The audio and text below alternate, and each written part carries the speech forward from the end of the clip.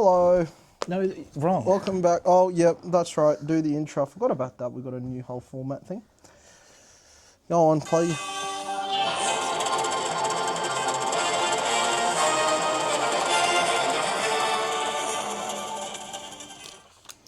Sped it up this time. Oh, what? We don't have the full Ahoy 40. there, Oh, okay. rubber dingleberries! You've just tuned in to the Rubber Dinghy Report, Yeah, the only show that keeps you buoyant of the stories that matter. So strap in, throw on your life vest, and don't mind the occasional splash as we speak to you about today's top stories. Co-host Talk, what are tonight's top stories? We just aren't like the same kind of person, eh? we just like, that is such a you thing. I would never have thought to even begin to have an intro like that. Mm-hmm. I'm more of a, hello, let's start talking. But you know what? That's why they're here. Mm-hmm. Because we are two very different people. Indeed. And I'm better than you. And that's just... Arguably not. I'd argue so. So, today's top stories are... Yes. I watched another TV show. Mm-hmm. I fixed a car. Yes. What else have we got? Diet. Oh, yeah, I also eat new food. You reviewed... Two books. Wow. Incredible. Idiom corner. Oh, yeah, an idiot. Yep. And then also the latest in weather and sport. There we go. First try. Yeah, baby. Woo! As you know, we are what's great? well prepared. We didn't do it in this one, and you didn't do it in the last one either. Mm-hmm. I introduced you as co-host Talk. I never got introduced. And I shall not be. No, because it doesn't matter. No. Who wants I found to it know? funny because I haven't been watching back the episodes. Yeah. I watched back the start of the last one and I heard me introduce you.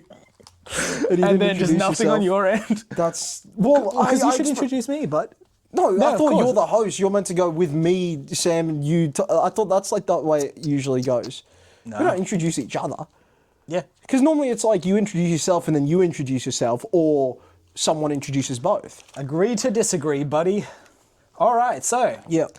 Our first story. Yep. Which one did you say? Did you say mechanic? I don't know. We can just start with whatever. Yeah. Tell us, you've been fixing cars. Tell me Yeah. the goss. Oh, well, so I'm a businessman. Mm-hmm. That's kind of... So A man of business, some would say. Yeah, so we both aren't full-time authors just yet. No. Hopefully we plan to make it that way as soon as we can. Really, the sooner that happens, the better. And we're going to keep working until we do. Yeah. But as of right now, we both work other jobs and that sort of a thing, right? So you are an engineer. Yes. And I own a business. Mm-hmm. I own a manga business. Now, unfortunately, Amazon have signed a deal with publishing companies, which means that they can print on demand, which means they can offer... Has that just happened? Yeah, like a couple of weeks ago. Yeah. That's grim. Yeah. Because you've had it, so you've had a number of troubles with this Yeah, business. so when I started, so I bought the business, Yeah. and it was doing well for the first 3 weeks, as it was when it got handed over to me. Then Google had a core update. Yes. What that meant is all of our sales, like 80 to 90%, came from organic traffic. Yep. Now, How much of that organic traffic was cut? all of it. Ah. Yeah, just overnight.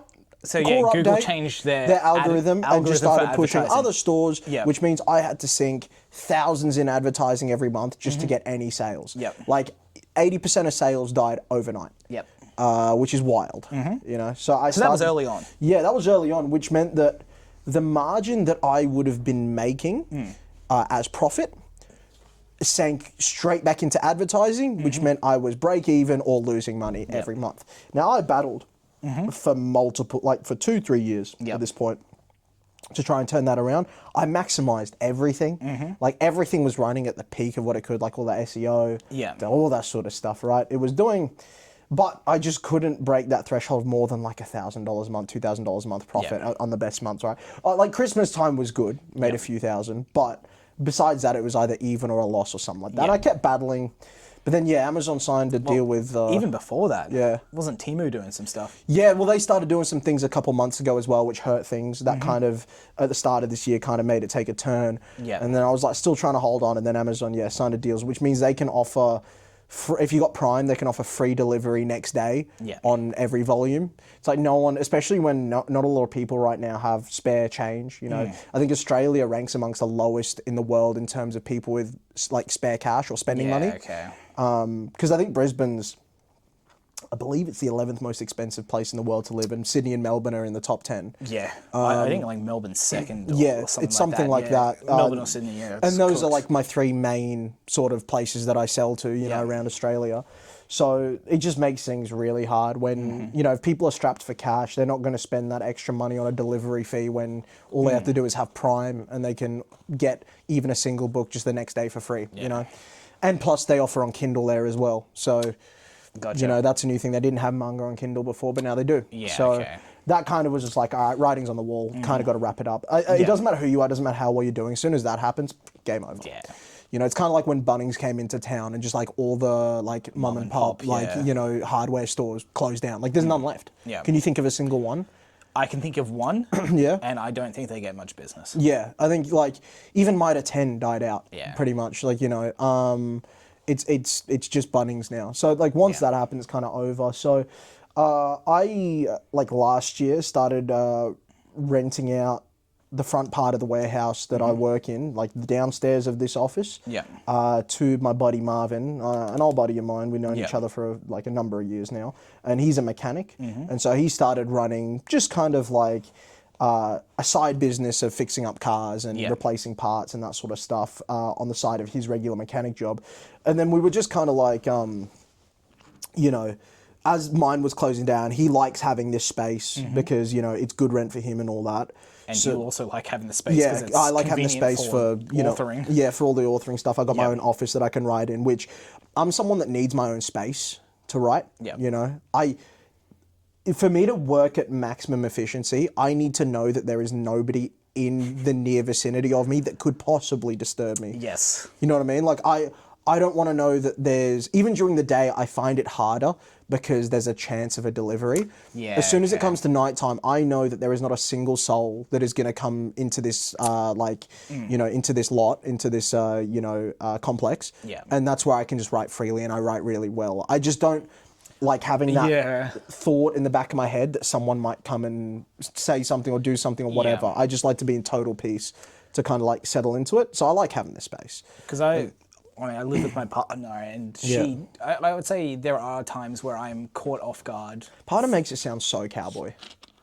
Partner? I've never gotten around the term partner, eh? Well, it's not like I've got, like, it's whatever, it's not like I don't like it, but I've just never been able to use that myself as a... Sorry, I'll adapt. No. Bay and I live together. No, but you know, I have no issues with it or anything, but it's more, it's felt weird me saying it in regards to myself. I've never been able to say partner. Okay. Like, I've always just had to say girlfriend or even other half or whatever it might be. There's something about it just doesn't... So me and the old ball and chain live together. That's how we're talking, and just the odd times where I'm in that flow state and I need assistance, it does throw you out of it. I just couldn't get into a flow state knowing there's someone else in the same building. Yeah. I just can't do it. That's why I have to work alone or be alone or whatever. I think that's why I just almost forcibly distract myself with having a movie or some video playing while also listening to music and editing at the same time. That sort of tunes a lot of stuff out for me. I don't know. It's just an awareness thing. It's like a perception thing of knowing there's another presence nearby I struggle with. Okay. Don't know why. It makes things... Does that even happen when they're downstairs doing I can't write to the same extent. Yeah, okay. That's why I often end up just going to hang out, use that as a break, and then come back to it after. Fair. Because I don't like having someone in the vicinity of me when I'm getting into it, you know? But yeah, so since he's over there, I like this space, he likes the downstairs space, we just kind of decided to go all in and like open up a proper mechanic shop, like a legitimate business. So that's pretty much just getting started. Now, I've always loved cars, but I've always more loved the And I've always been ambivalent towards them. Yeah. I've always loved the aesthetics of them. I've Yeah. always loved like the numbers and the this and that. The inner workings, I've known certain things like engine sizes and outputs and that sort of a thing. The actual mechanical workings, I've never been super familiar with. Yeah. But now, like, basically, I'm not qualified or anything, but I run a lot of the admin side of the business. Marvin takes care of a lot of the, like the actual mechanics stuff. Yeah. But to help him out, I'll go down and work on it with him. Yeah. And it's just a case of I'll assist him or whatever. But So you're picking up some stuff? Yeah. So yeah, it's doing okay. Like it's definitely got a much higher ceiling than the manga business. Like we've done some calculations on it. One of the things we do just to subsidize all the costs is flip cars. Yeah. And that's been going really well. Like at the moment we flipped 2 cars this past week, and we've got another 3 that we've bought lined up. Yeah. 2 of those cars we cover all monthly expenses of this place. So that's not counting for parts that we sell, and that's not accounting for actual clients that come in. That's just is that buying a car and cars and doing minor repairs, or is it just... yeah. As long as it runs, Marvin can probably fix whatever it is. Gotcha. As long as like not dead to the world. As long as, and there's no like body damage is obviously harder to do because you got to have specific tools and stuff to like panel beat or whatever. So it's just purely mechanical stuff, like like replacing a radiator, replacing some spark plugs or bulbs or whatever it might be. But in doing that, I've started to really really get into it. Like this past week, we changed a gearbox, which was a big job, and like had to take the entire front end apart. Yeah. Get like a whole thing lifted in. Like there was a big mechanism to hold the engine up and whatever. A lot of near-death experiences, of like nearly getting. There was one point like we had a frame over the bonnet that is kind of like wedged into place that suspends the weight of the whole engine, right?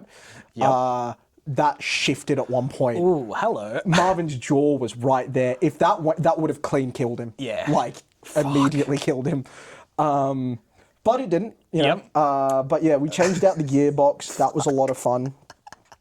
Just a lot of fun. Just the music on. Just working with a buddy. Just because we offer sort of night jobs and weekend stuff where other people aren't. Other mechanic businesses aren't open, and also means we can give people their cars back the next day. It means we're not really in a rush. Yeah. We can just sort of slowly work on stuff and just at a meandering pace, which is pretty good. Yeah. And that's been fun. I fully, like after watching Marvin do one side, I fully put back together the suspension, the axle and the wheel, and like the entire wheel setup of one side of the car. Nice. Which is pretty cool. Like it felt, there was a sense of accomplishment there, in finishing it. Like Lego, but with more physical exertion, which gives it an even more like sense of accomplishment. Gym and Gundams. Yeah, it's like because like whenever you're building something like a Gundam or Lego or whatever, you obviously feel good at the end of it because you've created or you made something or whatever. With this, it's something similar, but because you're using again like hammers and pry bars and all that sort of stuff, and there's a physical exertion sometimes to pull stuff apart or knock it back together. Like there'll be times where I've got to get under there and try and push up with all my all my size, well, like all my strength, sorry, of like, what was I lifting the other day? It was, it was like the steering rack or something. Like I had to keep that in place while Marvin could like wiggle a bolt in and then like, you know what I mean? It's like things like that where it's like an actual exertion. So there's a relief at the end of it, and it's definitely a big sense of accomplishment in finishing that, right? I mean, this isn't to nearly the same extent. Yeah. But I'm not going to call it mechanic-y, but we had a car problem. So the parents who abandoned me are in town. Yeah. Or they were Here over to the gloat. weekend. Yeah. To gloat that they got rid of me. Yeah. But we went to breakfast with them. Yeah. And we went to Paddington, which is a remarkably hilly area. Yeah, places. it is. Yeah. So we parked on a hill. Yeah. In like the middle of an open area. Yeah. By the time we got back to the car, 2 cars had come pretty close to us. Yeah. So this was a hire car they had as well. Yeah. And we were going to take out, drive out, and you had to reverse. Okay. This car would not reverse up the hill. For some reason, it just didn't have enough. It didn't have the. I think it was a front wheel drive, and it just wasn't. Okay. It was too much weight at the back. So me and the old ball and chain got out of the back. Yeah. That wasn't enough. Yeah. Weight. I was having to like put my full body weight down on the front of the car to push it good stuff. somewhat up the hill as Yeah. it was driven in the car itself. Yeah, mad. That's it was good It was just ingenuity. Yeah. There is a sense of achievement, and that was to nearly not the same extent. Yeah, no, but it's a similar sort of thing. Yeah. Like afterwards, because we replaced the gearbox, we had an old one left over, and we a lot of the time with gearbox issues, because it's sat in a casing with a million bolts in it, and it's really intricate or whatever. Yeah. Mechanics often just replace the gearbox, especially with cheaper cars, because there's no point trying to figure out what's wrong with it. Because it's just the amount of, like, the hours of labour and that. Exactly, yeah. So we had a spare bit gearbox that was broken left over, and just out of curiosity, wanted to, like, take it apart. Yeah. God, it was like a 2-day job of just going at it with pry bars, trying to find hidden bolts and all that, and, like, just violently shaking it to try to pull it apart. Because things are so tightly, what's the word, like, seamlessly put together. Yeah. There's not really any wiggle room or something. Yeah. Like, you know, you've got to... Almost like friction bonded. Yeah, exactly.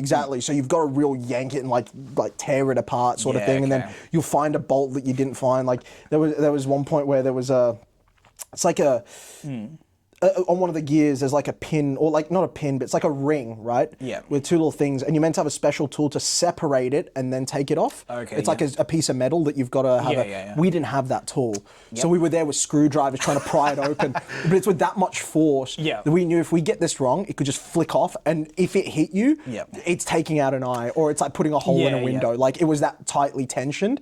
Dude, we were there like that, trying to pry this thing off with screwdrivers. As we say, safety first. Yeah, for like 25 minutes, and we eventually got it off. It was just yes! But yeah, it was good fun, and then we eventually managed to pry it open. I got like a video of it. It was just like us booting one half off it. No, it was so happy, but I'm enjoying. I'm enjoying the mechanic work. It's rewarding. It's fun. It's a good time. So that's kind of the new business going forward, I suppose. Like that'll be my, as I sell off all the stock of the manga business and try and make back what money I can. It's kind of like he's going to give it all to me for free. No. Continue. So I'm gonna. That's kind of what I'll be now. Is like not a mechanic, but running a mechanic shop. And doing the authoring stuff. That's kind of like where the balance is going to be now, where I'll be trying to earn money and that sort of thing. Yeah. Trying to pay for all the expenses and that sort of thing of the novels and whatnot.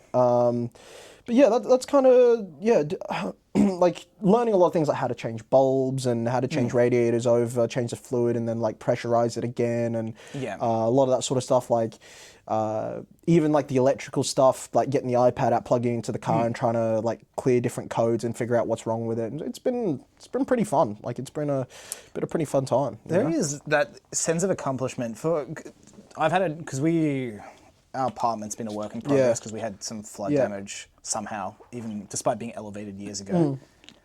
And as part of like redoing it, I replaced, like I did a new shower head and fixed up a toilet that just happened to need fixing. And I have no plumbing experience. Yeah. And just sort of winging it / just watching videos to work out how to do it. Yeah.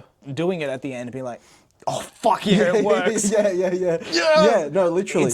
Well, I was taking apart, we had to unplug every single electrical thing, remove the fuse box, take out the battery, remove the radiator, lift the engine out of the car, take apart the entire wheel system, remove all the stuff from the bottom just to take the gearbox out. And then getting it all back in and then trying to connect everything back, all the pipes, all the, like, you know, all the electrics, make sure everything's plugged in, make sure we didn't miss anything. And then there were like incorrect wires that we didn't even realize were different from the two gearboxes we got. And like trying to like... And then, like, the relief of finding that we could just swap them over and stuff. Yeah. It was... But then, like, that thing at the end of the car actually turns over and turns on. Yeah, it'd be that. When there's that many things that have been taken apart, like, the entire front end was done. Like, the entire bottom was all pulled apart, right? So, like, getting all those, like, pipes and, like, pressurizing all the liquids and getting everything back in and then being like, oh, my God, it actually works with no error sensors. God, that was it was a big job. That reminds me of something else. Yeah. I had a family get together with the parents and the cousins and such. Yeah. I was reminded of the fact, because one of my cousins was like, oh, I need to buy a battery drill. Yeah. Or borrow a battery drill. Yeah.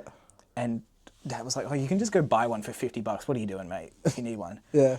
It's like, oh, they asked, what age do you reckon you were, Sam, when you had your first battery drill? Do you want to take a guess? I don't know. 5 years old. Yeah, it checks out. I got given like a proper tool set by my dad. Yeah. Because I kept taking all his tools. Yeah. And just breaking them to an extent or dulling them and such. Yeah. Because I'd go and they'd just give me like an old microwave, for example, or like small bits of tech that had been done, and I would just go underneath the house. We had like a very small area underneath the house. Yeah. I'd go under there and just take everything apart. I mean, that's pretty cool. I was never one of those kids, I was never really... I used to pull things apart a little bit, but I was never that enamored on how certain things were. I knew a lot of facts of things, but that's just because I like to read books. I don't think I knew how to what anything did. Yeah. I take it all the way apart to its electronics. I have no idea. At 5, I don't know. Fucking clue what I was looking at. I have no idea how to put it back together because I'm 5 and a dumbass. Yeah. But I would just... A combination of having my own hammer, my own drill set, and a bunch of screwdrivers and stuff. Yeah, that's impressive though. Yeah. That's very cool. I definitely... And you know what? I never thought that was strange. Yeah. I never considered that. I just assumed everyone had their own Oh, don't worry. drill. I had my own powers of autism, mate. There are videos of me at 2 years old dragging my granddad or my dad out to a roundabout that was near my house, and there was a bench in the middle of the roundabout. I would sit on the bench for like 2 hours with my dad or my granddad. Every single car that went past, I would point, tell them what brand it was and what its stats were.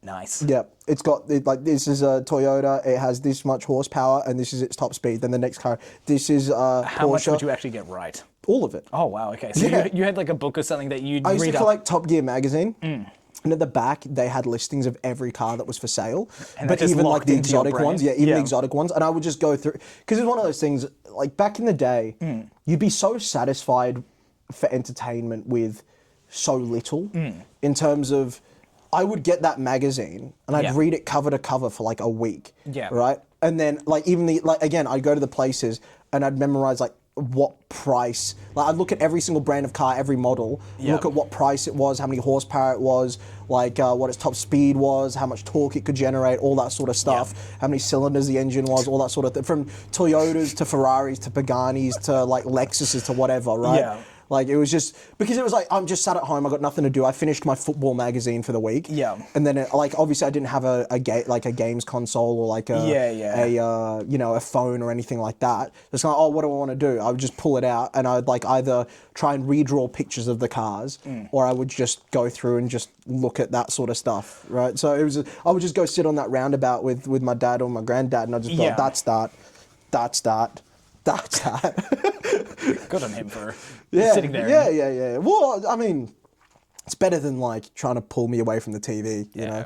Like it's, I'd say it's a healthier thing, but. Definitely. So I was always into cars, but I just never really got involved with the actual mechanics of how they worked. Yeah. I was just, I was just fascinated by the numbers and stuff of them, like trying to work, like I would make little PowerPoint presentations and stuff of like what the 10 fastest cars in the world were, and then just like show it to my mum. See, how early were you called out for having autism?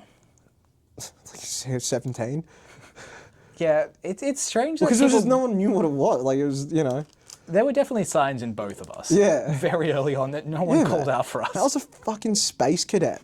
Do you know how easy a job it was for my parents? They just put me down in a room and I would daydream until they were there to pick me up. That was it. I didn't need entertainment. New book, doesn't matter what genre, that would be the same for me. Yeah, I didn't even need a book, mate. Yeah. All I needed was like a thing that I could pretend was something else.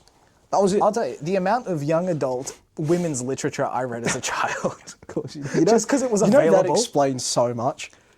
There are some books that I look back and read and I was like, this is meant for angsty teens who will want to have a heartthrob boy to read about. And it's just me, 10. There's this magic here too. Oh, these guys are fucking shit. What's this?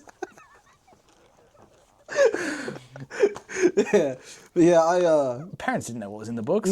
Neither did I. So it's interesting. Everything I feel like has come full circle for me. The more that I realise things, I've never grown out of stuff.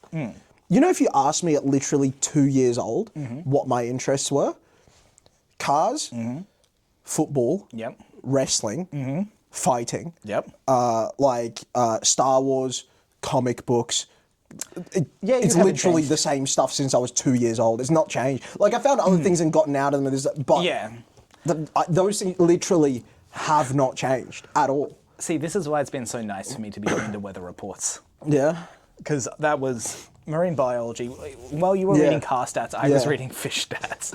It was fish stats and castle stats. Those were my two. Castles? Yeah. Interesting. I got quite into history. I was a big history person, but... I mean, obviously I had dinosaurs. Yeah, well, my favorite books to read when I was little were like the horrible histories and horrible geography books. Gotcha. I read those so many. My mum would bring me a new one like every couple of weeks, and I'd read it cover to cover. I loved them.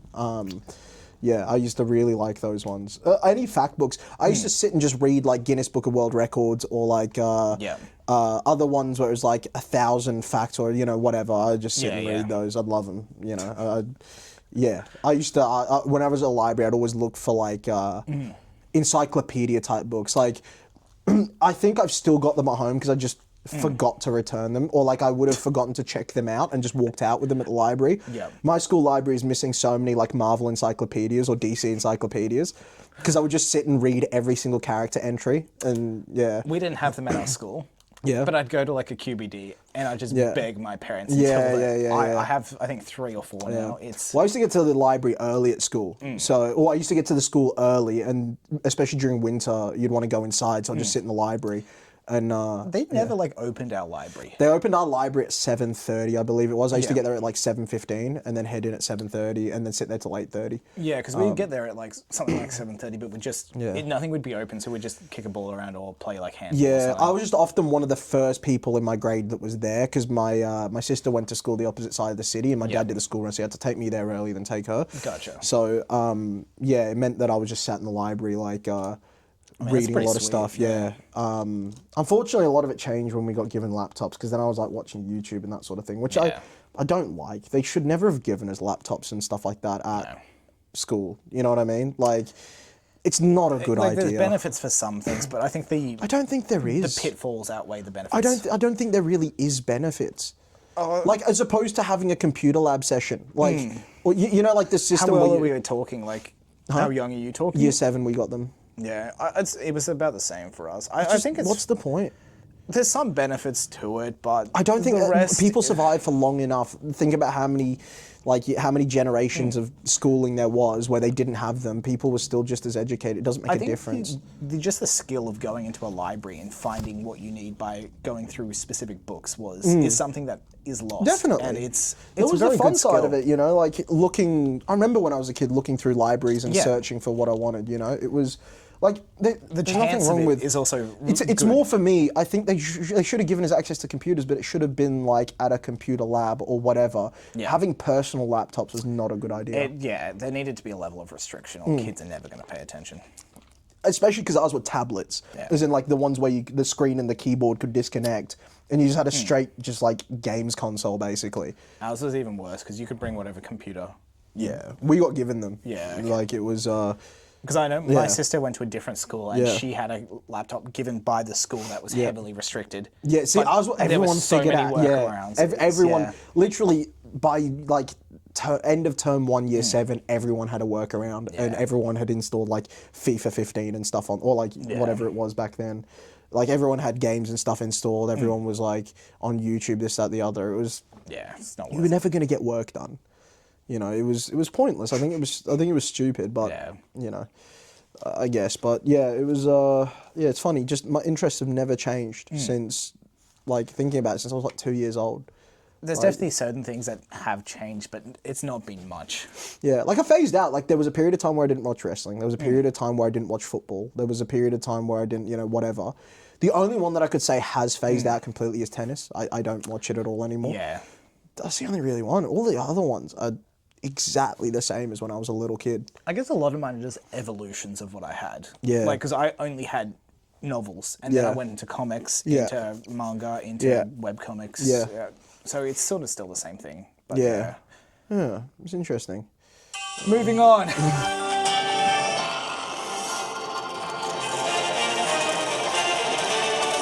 Oh, we're doing the full thing every... Okay, yeah, fair. Since I now know I can speed it up. Okay. Yeah. Do you want to talk about your diet, or do we want to move on to? Diet's a quick one. It's just a cool little thing that I found. So, Yep. Obviously, I only eat 3 days a week. Yes. On 2 of those days, my dad brings me, because he comes by and visits while I'm at the office, and he'll bring me a little bit of hot food from home when he comes. Yep. It's lovely, really, really nice stuff. It's where I got one of my favourite snacks, the halloumi with honey. That he brings out for me. It's beautiful.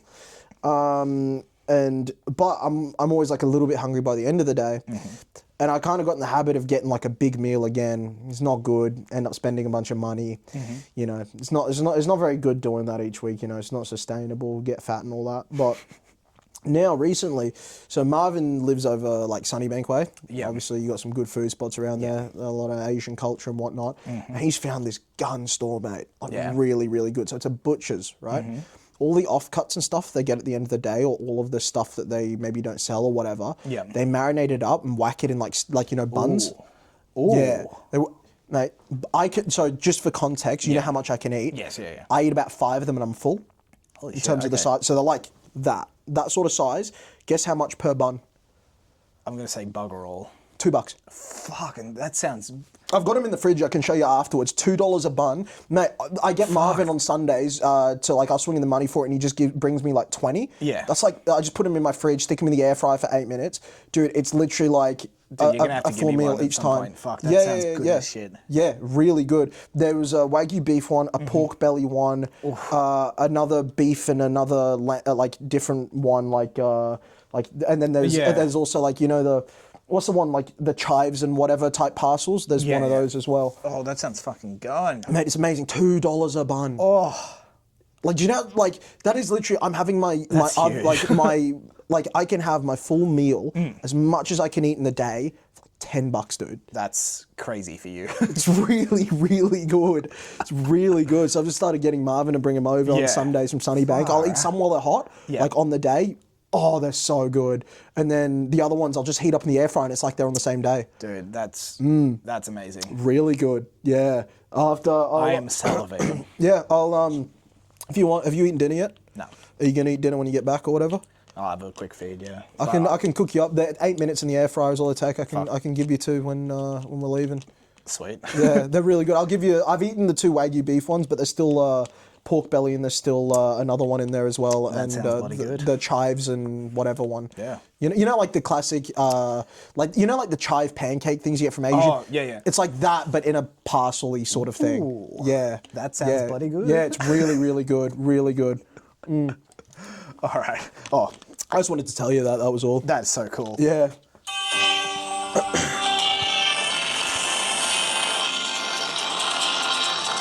You want to give us your book review? Do you want me to do the idiom one first? Oh yeah, go on. I thought I'd do one this week that I think you can get a bit of a chuckle out of. Okay. So the reason I picked this one is because this is an idiom. Yeah. I put into the edits of book 1 and you laughed at me. Would you like to take a guess? Is it every cloud has its silver light? Do you want to explain what's happened with this one? So just for context, the reason I'm doing this idiom section is because I love to use idioms and phrases. The problem is we're writing like young adults and teenagers who aren't like geniuses or whatever. They're not also that many young adults or teenagers speak idioms like I did. At all. So if you read book 1, which you will, we can give book 1 spoilers, been out for long enough. So there's a particular part where Toshiro awakens his godsend. Yes. And he goes to tell Allegiance about it. Now, when it awakened, him and Rokuro were getting jumped, right? So they got bashed up pretty bad. It was a messy thing. They got Very pretty near badly death, hurt. Yeah. But at the end of it, Toshiro spent a few days at home, recovered, and then was back at school, and that was where he saw Allegiance, right? And if that interaction were to take place, so obviously Allegiance asked him, "Oh, how you doing, man? Are you okay?" And whatever. Now, as Toshiro being a 17-year-old boy, who his personality is quite excitable, quite bubbly, and quite like not like eager, quite eager and quite playful, right? So the way that do you want to like play the role of Allegiance of like where it's like are you okay, like whatever. So it was like, oh, are you a Kuro okay or something? Yeah, don't worry about it. Here, watch this, and then he shows him the lightning powers, right? The way that... Do we want to switch roles now? You be Eli. Yeah. This is my version? Yeah. Oh, Shiro, are you alright, man? I heard everything that happened with Kura. You doing okay? Yeah, I think Kura got banged up pretty bad. But, you know, every cloud has a silver lining. That's the worst bit of fucking dialogue. Now, to me, as a teenager, ever heard. I definitely would have spoken like that. But I have to say, I did not have that... just didn't click for me at the time. It's the worst bit of fucking dialogue I've ever heard. Yes. Can you, an excitable 17-year-old who's just found out all of his dreams can come true. Yep. He's telling his best friend about it. Yep. He can display this power to him. And he is like, he's hurt, but he's over the moon because it means he can finally do what he's always wanted to do. Yep. And you think he's going to drop an idiot? In my brain, yes.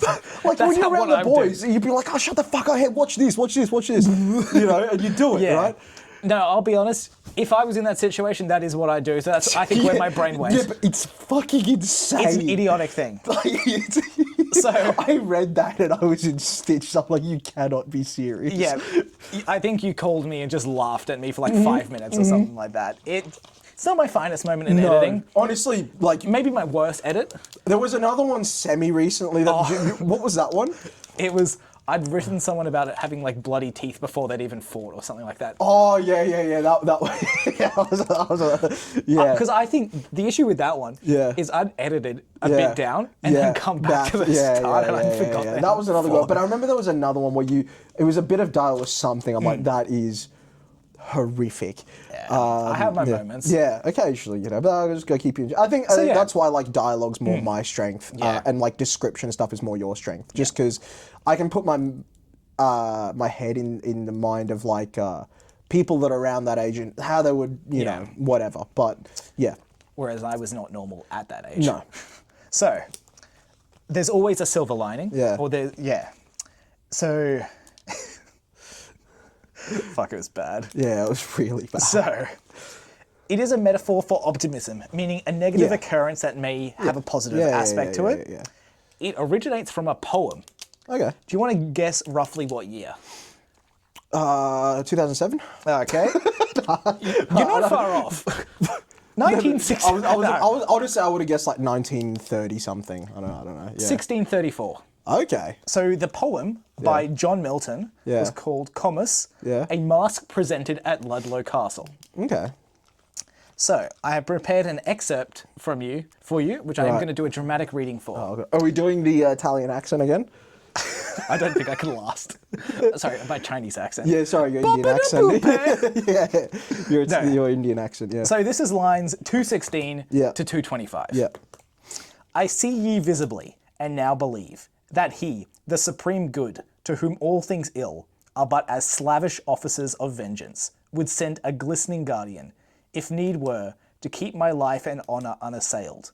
Was I deceived, or did a sable cloud turn forth her silver lining on the night? I did not err. There does a sable cloud turn forth her silver lining on the night, and cast a gleam over this tufted grove. I might have to read that poem. It sounds quite good. I think it's about 40 pages long. Whoa! Yeah, it's quite a long poem. Yeah. Yeah. At that point, mate, you're writing a book. Line 216 Yeah. is on page 6 of 40. Wow. So I can't, you could math how many lines there would be, but I'm not going to. I would read it, I just can't read. So yeah, this idiom only became popular in the 19th century, a decent while after this. But yeah, Okay. 1634. Yeah, wow. Yeah, that's interesting. That's all I had to say for No, that. that's fine. Interesting. Yeah, well, I mean, it was good just because it related to your worst bit of dialogue you've ever written. I asked Viv, what's a good idiom to do? Yeah. She gave me some somewhat boring ones. Yeah. So I was like, oh, okay, I'm just going to look through last week's stuff. Yeah. I found one, and as I was reading last week's, I was like, you know what? Let's go back to where it all started. Yeah, like, this is where it all started. This is where, again, a 17-year-old boy at peak excitement, bear in mind, not talking to another adult. No. Talking to a close mate. When you're talking to close mates, all formality, all sort of like thoughts. Like, if you listen, have you heard me and Marvin talking before? It's a mess. Yeah. If you're not one of us, you don't understand what's going on, right? At all. So it's like, Whereas I cannot help but use it. it's insane. It's actually insane. I've been catching myself more now that we started doing this. Yeah. When I say things. Yeah. Even in the last video we we recorded, need to add some characters in that do just use idioms. we have a whole team of goobers. No, I'm talking like a legitimate character. Yeah. Because it's a cool character trait. We could, we'll have a think about it, see if there's anyone that kind of fits that bill. Yeah. Maybe like a Kamaru or someone. I feel like he's got that kind of vibe. I think it's someone we haven't given much to yet. We decided Yeah, maybe. I feel like it fits Kamaru's sort of personality. That sort of deadly serious, a bit quirky. Yeah. You know what I mean? Yeah. Yeah, he's an interesting one to do that with. But yeah. Well. All right, that's all you get. We're doing the... What we have... welcome to entertainment. Todd, what have you watched this week? I finished True Detective. I did seasons 3 and 4. Damn, okay. Yeah. 2 for 1. Yeah, season 3, amazing. Yeah? Until episode 8. Is that the final? Yeah. Okay. I was gripped as much as I was in season 1. Yep. I was on track to give it a 9 or a 10 out of 10. I thought it was phenomenal. Yep. I think his name's Mahershala Ali, the actor. Okay. He's the one that you would have seen him. I know you would have seen him before because he's the one that's always rumored to play Blade. You know how they're talking about for years they've been talking about remaking Blade. Yeah. You would have seen a million renders of him in The Green Book and such, I think it was also in. potentially. I don't know. I've only ever seen him in this. Yeah, okay. But yeah, Mahershala Ali was phenomenal. He was really, really good. It was something that was building up to be really harrowing. Revolved around 2 kids going missing. Yep. One was found dead, one was never found. Okay. And it was set out over 3 periods of time simultaneously. One in the 80s, one in the 90s, one in 2015 when the character has he's at the end of his life and he's kind of got dementia. So it was the case originally happened in the 80s. Yep. It got reopened in the 90s and he's at the end of his life in the 2000s and he doesn't think that it all came together or whatever. So at the end of it, revisiting it to find the exactly, actual and it's one. the entire all 8 episodes is going back and forth between all 3. Yep, cool. Which is something that True Detective's done before. Okay. All of their seasons, apart from season 4, all the other 3 have multiple points of time. Okay. So this one was, Have the other ones been as drastic as this one was, or the first one was. Okay. The second one was a little less so. The third one was the most. Gotcha. And it was amazing. It was the suspense, the tension, the suspects, all that. It was really building up to something sinister. And I was like, this is phenomenal. I was gripped. I thought it was really, really good. And then episode 8 rolled around. And it was like the entire plot was... So there was obviously a character they were trying to find the entire time.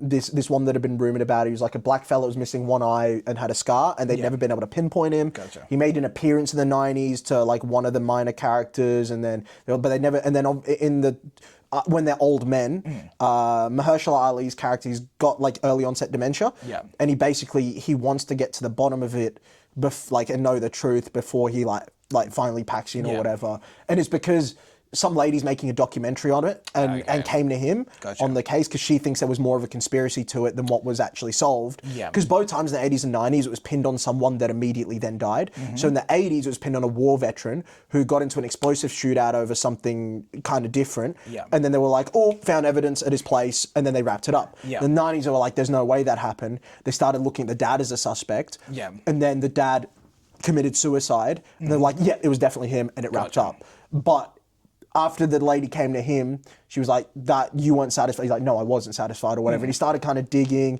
brought his old, it's like him and another fella. I don't know the actor's name, but they are partners through all 3 things. And he kind of, as old men, they kind of get back on it and do a bit of private investigating, trying to really figure out what happened. Yeah. And and then they find this guy who was it was always pegged at the scene of being the one that kidnapped them, kidnapped the kids and that sort of thing. And then it involves the entire plot of the entire explanation was done through exposition of that guy telling the story. Oh no. They found him, the 2 old men found him, You had sat an down info with him. dump at the end. Yeah, the 2 men found him. Yeah. Right? The entire time, what I love about these series is you'll find out as the detective's finding out. But then you just... Oh, no. The entire thing was just done through a story Yeah. of explaining it. And I was like... but the worst part was, it killed off all the sinisterness. Yeah. I was expecting some harrowing conclusion. It wasn't at all. There was a rich family, had a daughter that lost her husband and kid in a car accident, sent her loopy. She started playing with these two kids out in the woods. Yeah. And the black fella was basically the butler of the family. Yeah. And so he would ask the mother to like let them play with the kids and all that. The mother started going off her meds, getting a bit crazy. They got into an altercation in the woods, right? She saw her dead daughter in the girl that was kidnapped. She wanted to take the daughter away all of a sudden. The brother had a bit of an issue with it. In the altercation, he slipped, fell, hit his head on a rock, and died. Which, the way he was killed was blunt force trauma to the head, and he was put up in a cave in like a sinister pose, like in praying hands. And I thought that was going to be like some crazy series. Like these like little wicker dolls were placed all over the scene, and it was like building up some weird culty sort of like. Turns out it was just an accident, and there were just dolls that the girl had, and then the crazed mother, the one that she took the girl, kidnapped her, brought her back to her house, basically kept her as a prisoner, semi-drugged up, and raised her as her own daughter, and then eventually the black man he could see it was all wrong, and it was going badly, and after a number of years, he helped the girl escape when she was like 18. So that was why the case got picked up in the 90s again, is because they presumed that girl to be dead, but then her fingerprints were found, basically, right? And so it just turned out it was this whole weird... And so the black guy paid off the mother of the kidnapped girl, right? Paid her off to be like, let us keep the girl or whatever. The mother was a bit of a loose cannon, and she took the money and ran, left the dad in the lurch. The dad killed himself in the 90s bit, and that was a whole thing. It just ended up being like this sad series of unfortunate accidents and things when it was leading up to this whole... cult murder, like there was a whole child trafficking ring because there was like little symbols being left around, like that's a symbol of like child trafficking, this, that, and the other. It was building up to this, I don't know, I thought it was like season just one. The tension just drained. Season one had this crazy serial killer, right? And it was a really intense shootout at the end. It was like out on a farm, someone's dude was wearing a gas mask. It was scary, it was intense, it was like really on edge. Season 8 just, episode 8 just... It just turned out it was like, the boy just hit his head. We placed him up there as a gesture. We took the girl and then I let her free. And then she just kind of lived her own life and ended up in a nun convent, like in a convent or whatever. And turns out she was living happily ever after or whatever. And which is fine, but it's just, it was building up to this like really sort of impactful, like just maybe... your expectations weren't fulfilled. It was just like the black guy just unveiled the whole story. And then it was just a bit of things like wrapping up things emotionally and... Didn't hit for you. That's kind of it. Yeah. But I still thought it was... I would still think it's amazing because I was along for the ride for all 7 episodes before that. I was really along for the ride. So you were saying like an 8-9 before episode 8? No, it was like a 9-10. 9-10, up until leading up to that. And then I was like an 8. Okay. So it was still... Because thematically it was still good. Yeah. And it was still a well-written show or whatever. It's just not what I was... Yeah. I was hoping it would be some sort of... I'm not saying like a shootout with 2 old men, but even if they discover what really happened too late, right? But it turned out it was this sort of sinister thing. It was just kind of... Again, it was a series of unfortunate events and accidents that was built up as this like harrowing cultish thing. Yeah, okay. So it was kind of a little bit of a letdown. And then season 4 was probably the weakest of the 4. Leaned into a bit of... So it's set in Alaska, so there's a lot of like Inuit sort of stuff there. Yeah. I believe that's indigenous, I don't know if they're Inuits or Eskimos or whatever. You know. I can't remember, but indigenous sort of Alaskan people. Yeah. A lot of supernatural themes around it. Okay. Which I thought they were just leaning into wholly, which completely takes away from the past 3 seasons. I'm like, this is meant to be like true crime sort of stuff. And then they explained it at the end to get rid of like 80% of the supernatural stuff. Gotcha. And it was fine. It kind of made sense, but it was kind of like a 6 out of 10, 7 out of 10. Yeah. There was a couple bits early on in the season where I'm like, ooh, interesting. And then it got very supernatural. I'm like, oh, I'm a bit checked out. And then the last episode, they explained most of the supernatural stuff. There still was a lot of like spirit worldy visions and like that sort of stuff in there. And and stuff that was made true, if you get what I mean. Like, as in like validated the spiritual things? Yeah, okay. As in like one of the characters spoke to her ancestors in that sort of thing, which is fine. It's just it's not really the true detective thing that for the past 3 seasons, sold, yeah. Exactly. Which again, it was a fine enough show. It just was very different. Yeah, but okay. Jodie Foster was great, and I really love her as an actor. I think she's amazing. Her in Silence of the Lambs is one of my favorite movies. It's really, really good. But season 1, season 1, season 3, season 2, season 4. Okay. So it was pretty, it wasn't bad. But how about you? Oh, and now I've just started, last night I watched the first episode of Vikings, a show that I've been wanting to get to forever. Yeah. It's good. It's good. I'm going to start with a detour from the usual, just because this is something I haven't told you about and you would probably want to know. Yeah. I watched Memento finally. It's Now, good, isn't it? Good. I'll be honest, Yeah. it took me far too long to realize it was going backward in time. I'm genuinely an idiot, and it was partially because I was editing at the same time. But, saying that, Yeah. I basically stopped editing 15 minutes into the movie and I couldn't look away. Yeah. It's good, isn't it? Yeah. Again, you're going to say Dark Knight. Whatever. I get it, whatever, right? You have sentimental things with Dark Knight. To me, it's Nolan's best work. Honestly, just the intricacy of the time. Like, he's a time guy. Tenet to me is Nolan's best movie.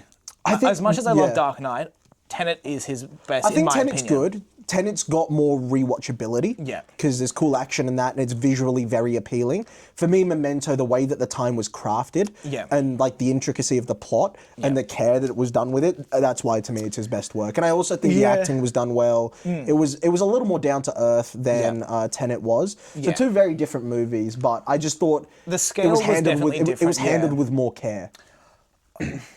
I think there's probably a bit of that. Yeah. So other than it taking me way too long, because it took me like 4 or 5 skips back. Really? It should have been 1 skip. I just assumed it was jumping around in the plot, like it wasn't like they were going to finish with the end and then go back to the start. Yeah. But then I didn't click straight away that it was the day before, after like the 3rd one and the 4th. Yeah. Or the time before, but I really love the way it unfolded. It's a good movie. Still a bit thrown off by the phone calls, because that was peppered in, but didn't seem to line up with the rest of the skips. Yeah. I'm pretty sure. Spoilers for Memento, old film. Yeah. I'm pretty sure that all the phone calls happened before the main event of the film. It's been about 2 years since I've watched it, so I honestly forgotten a lot of the plot. I can only tell you how I felt about it and my memories of what I thought of it and the general gist of what happened. I don't remember the order of things or what happened, but I just know I really liked it. Yeah. And I think maybe halfway through the movie, I worked out what was happening at the end. Yeah, it clicked for me pretty early on. I think it clicked a little later for me. I think it took me a little while to get there, but I was along for the ride. I thought it was very good. I thought it was it was something I couldn't tear my eyes away from. Yeah. I had to be watching it, which doesn't happen to all of the movies that I love. Mm-hmm. Like, I can do a lot of movies where I watch something while doing something else. This is one. That's not one you can do it because it's, again, intricacy. I was locked in. And that wasn't even because I just couldn't do it. It was because I wanted to watch. So you like those sort of where's it going sort of movies? Not even necessarily. I only watched it because I just bookmarked a bunch of movies, and it's one you've been recommending for a while. Because I love those, the ones where you're still trying to work out what's happening as it's going on, right? True Detective is a lot like that as a series. I mean, I think Knives Out is one of my top movies. Yeah, it's a good one. Because for me, the ultimate dude for that is not something... I don't know how you're going to go with his movies, but David Fincher is fucking phenomenal. He's my favorite director. Yeah. He's done Seven. Yep. He's done That Fight is a good Club. movie, yep. He's done... have you seen Seven? Yeah. I thought you avoided it. Well, I watched it. Yeah? But I was sort of off to the side a bit playing solitaire through most of it. Okay. But I know everything that happens. Phenomenal movie. It's a good movie. It's so good. Yeah. Gone Girl is Yes, so good. that's a banger. That's what I'm saying. Like, he's done all of these ones. I've got to pull it up. He's done many of my favorite movies. I don't know if I could put them in my top movies just because I tend away from the thrillers and your I just more like spoopy looking at his shit. catalog. He's also he did a series as well. Is it Twin Peaks or am I thinking? He might have done that. I'm a bit hesitant on Twin Peaks. I don't know. Watched it myself, I've heard a lot of good things. Actually, did he do David? That could also be wrong. I'm not even sure that's series? his. Let me have a look. No. Just very quickly while you're looking, Yeah. I'd probably give Memento Out of 10, probably an 8, 8.5. Yeah, okay. I think 8.5 would probably be what I stick with. Yeah, okay. I'd probably only ever manage one rewatch with it, though. I don't. Yeah, no, it's not a super rewatchable one. No. And I tend towards movies with rewatchability. Mindhunter. That's what he did, and I really liked that as well. Do you have a picture of it up? Of Mindhunter? Yeah. It's just a Netflix like true crime one. Okay. Hold on. Because the name sounds familiar, I just can't picture it. It's just a true crime. They go over real cases of real criminals. So they talk to like Charlie Manson. They talk to like David Berkowitz, I think, the son of Sam. They talk to a number of like Jeffrey Dahmer and a few other like serial killers or whatever. And it was like, it's a story of the CIA developing sort of criminal profiling tactics and other things through talking to serial killers and learning about their mental aspect. So it's set in like the 70s or something. Is it just like a based on, or are these actual interviews? I'm not sure. No, they're not actual interviews or anything. It's recreations, but I don't know what's real, what's not. Okay. But it's using real world serial killers and that. Interesting. You're still looking for something? I just want to know what he's directed. What is the series David Fincher directed episodes of? Let me just see if it comes up. Mindhunter. I'll put on some thinking music. Yeah, go on. Maybe. Oh, that's good. Okay, going back to the movies that he's done. Yep. Dude, Fight Club, stellar. Yep. Seven, stellar. Gone Girl, stellar. One that I haven't seen because it just doesn't interest me is The Social Network. I've seen clips enough of it that I know most of it. Zodiac, Oh, stellar. that is a good movie. The Killer, the Fassbender one.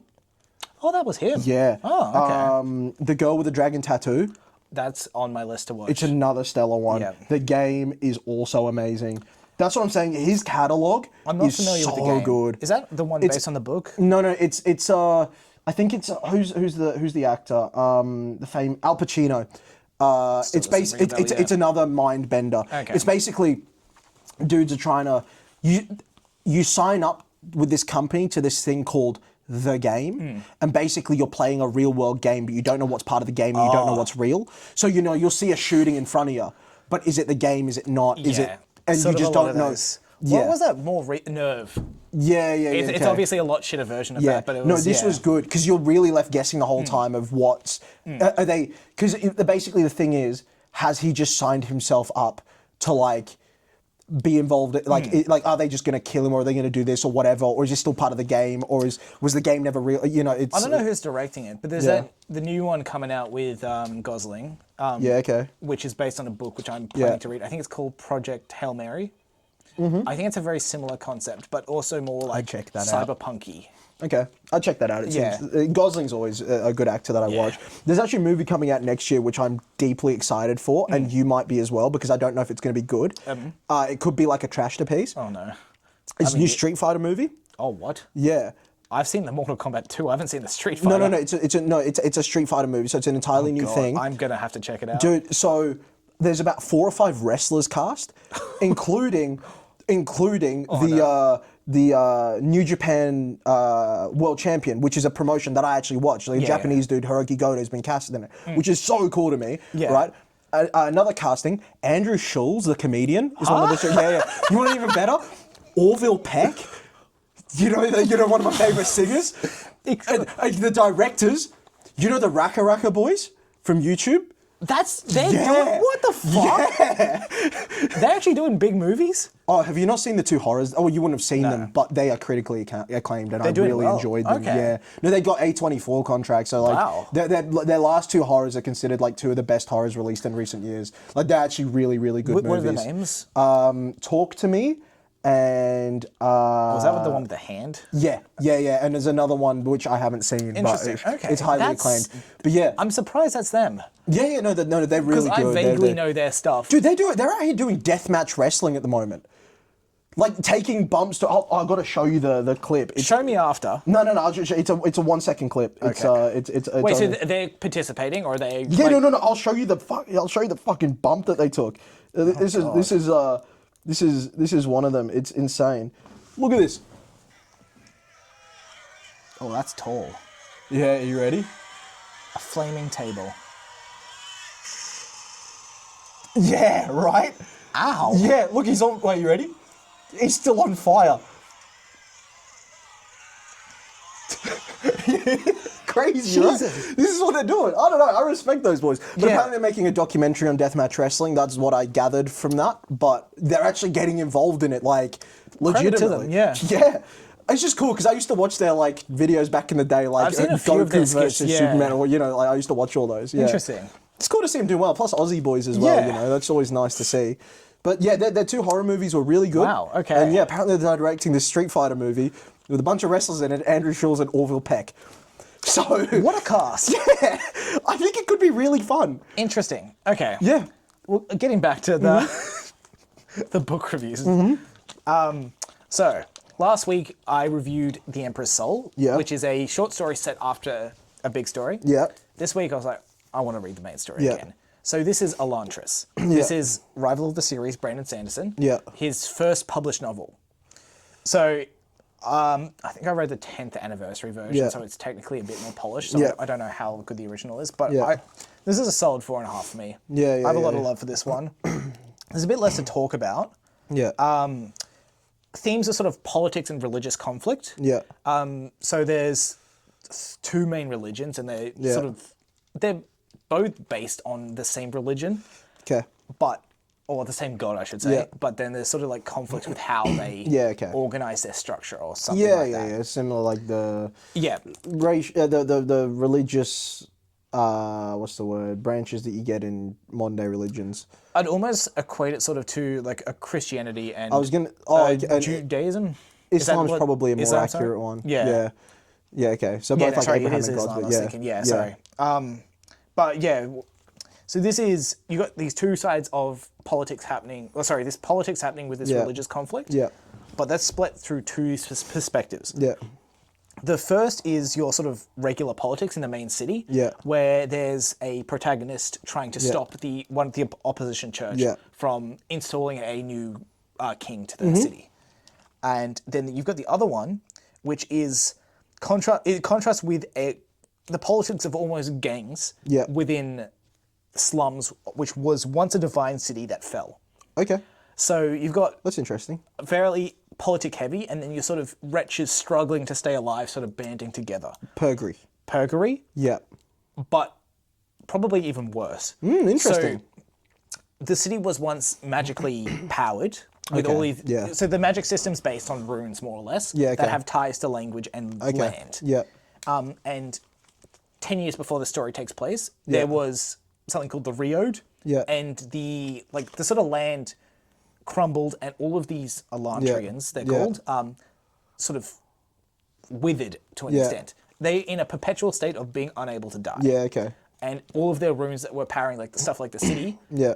sort of broke as well. Okay. So the city's covered in like slime and stuff, Yeah. and all the citizens who are become Elantrians, Yeah. they, rather than becoming these like deity figures that they were before, they're in a state of undying. Yeah. Any injury they take, Yeah. they will feel the effects of permanently. Yeah. So you stub a toe, you feel the pain of a stub toe the whole time. Lovely. You don't have to eat, but you can feel the hunger in your stomach. Oof. It's like a state of misery, basically. lovely. And it's the gangs, whenever a new Elantrian is sent into the city, Yeah. one of the religions gives them like a bunch of food, clothes and stuff. The gangs basically tear in and tear it apart. Okay. The protagonist in the city is trying to make like almost like they're becoming a humanitarian. They're trying to get the people to band together, Right. pool their resources, actually work together, and so that they're not living in squalor. Yeah, okay. So, not to spoil it, even though I could, Yeah. the culmination of both halves coming together at Yeah. the end and how they intertwine Yeah. while seeming so different is Yeah. what's pretty cool. And Yeah. That is pretty cool. it's interesting political and religious. Where do you side? Which side? In the real world? No. no. On this one, there's obviously a much more villainous Okay. one. So Yeah, it's, yeah. I feel like that's less fun. It is, but it's the way... Like, it's fine. Again, villains and heroes is a good thing.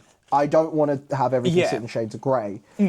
But I think you should be able to understand both sides. See, I think I do, because you get three main perspectives. Yeah. There's one from the slum city. Yeah. You got the female protagonist who's fighting against the political. Yeah. And you've got one of the political on one of the religious guys on the other side who's trying to convert everyone to his religion. Okay. As every religion should. What's cool about his, though, Yeah. is he sort of has the struggle of not sort Yeah. of believing in his own Yeah. religion. Yeah. He understands all of the logic for it, and Yeah. he can understand why it's better for the world, but he's struggling with like a crisis of faith himself at the same time. But he's also... It's also like all of the plots and stuff, Yeah. planning all these things and then it falling apart and so Yeah. forth on everyone's side. It's Yeah. it's a good read. Yeah, it's an interesting one. Religious conversion. Yeah, I don't think I can ever trust a religion that doesn't actively try to convert people.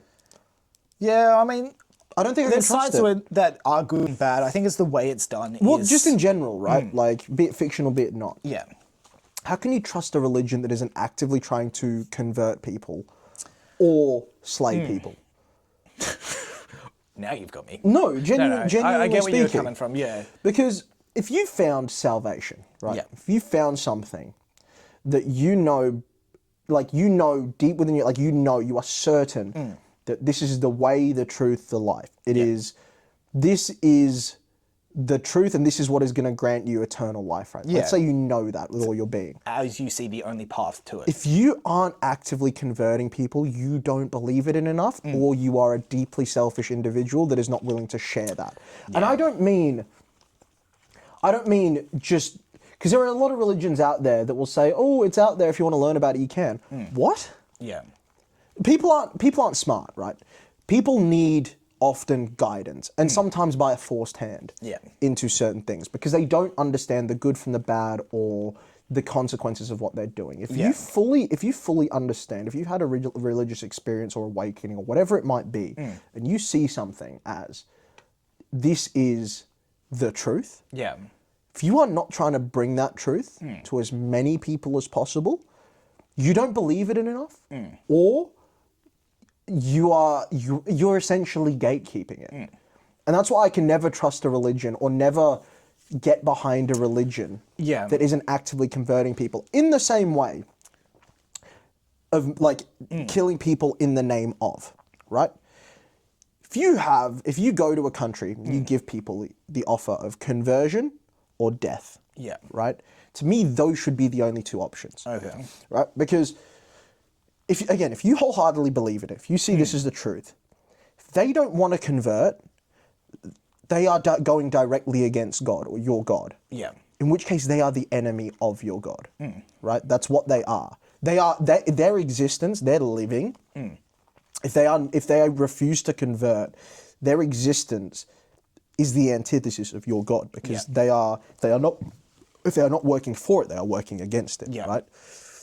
So to me, any religion worth itself, be it Christianity, Islam, those are the two main ones that I have the most respect for, because that is the way that they have operated through history, and to me that shows the most conviction, which aligns me with the most truth. Okay. I don't know. That's just the way I say it. It's a bit of a tangent, but I just think that's the way. I don't understand. It is a good point, Like yeah. you see a lot of these peaceful religions and so be it. Yeah. It's like, what, you don't think it's. Why aren't you actively trying to spread this to the far reaches of the world? And sometimes people need to be forced into conversion, right? Because it means generations from now they're going to be raised in that religion. They're not going to know of the forcible way in which they were brought to it. Like you look at Christianity, how it spread to a lot of the far reaches of, let's say, the Pacific Islands or whatever. They are devout Christians, right? Yeah. Be it in the Philippines, be it in Samoa, be it in wherever it might be, right? Yeah. Brazil.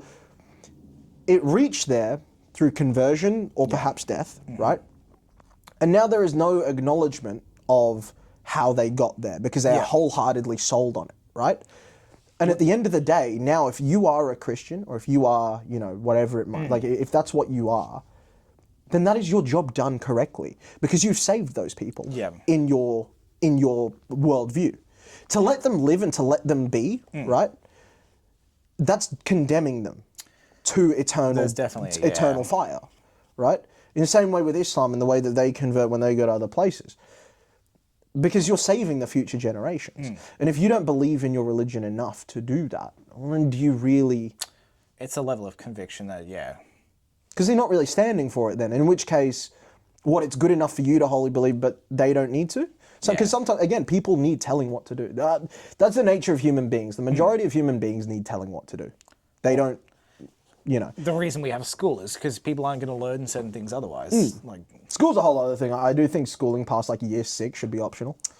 Because the majority of people are never going to use that, right? Like, but it's the introduction of things. I think that's the most important thing about schooling is giving a lot, like a breadth of options. Yeah. It's just hard to give that whole breadth. So the system itself might be a bit tough, but I have respect no, for that. but It's the same sort of thing. People aren't going to know there's an option if you don't tell them about it. No, exactly. But it's more people need to be guided and told what to do. People need laws. People need...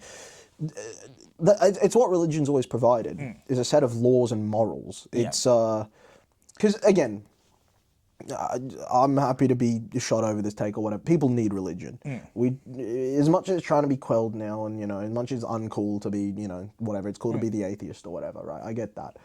But... I'm the cool guy of the podcast. Yeah. But I just think people need religion. And you can see it, right? You can see it in... Right, the kind of newfound wave that's kind of taken over. Things like manifestation, spirituality, that sort of stuff. That is just religion without consequence. Yeah.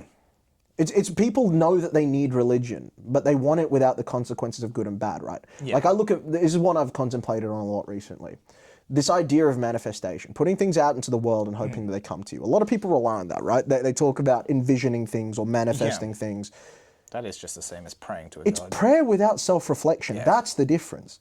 Because when you pray, there's an element of opening yourself up and judging whether you deem yourself worthy to be accepting of those things, right? Yeah. Because you're presenting yourself to a judgmental being.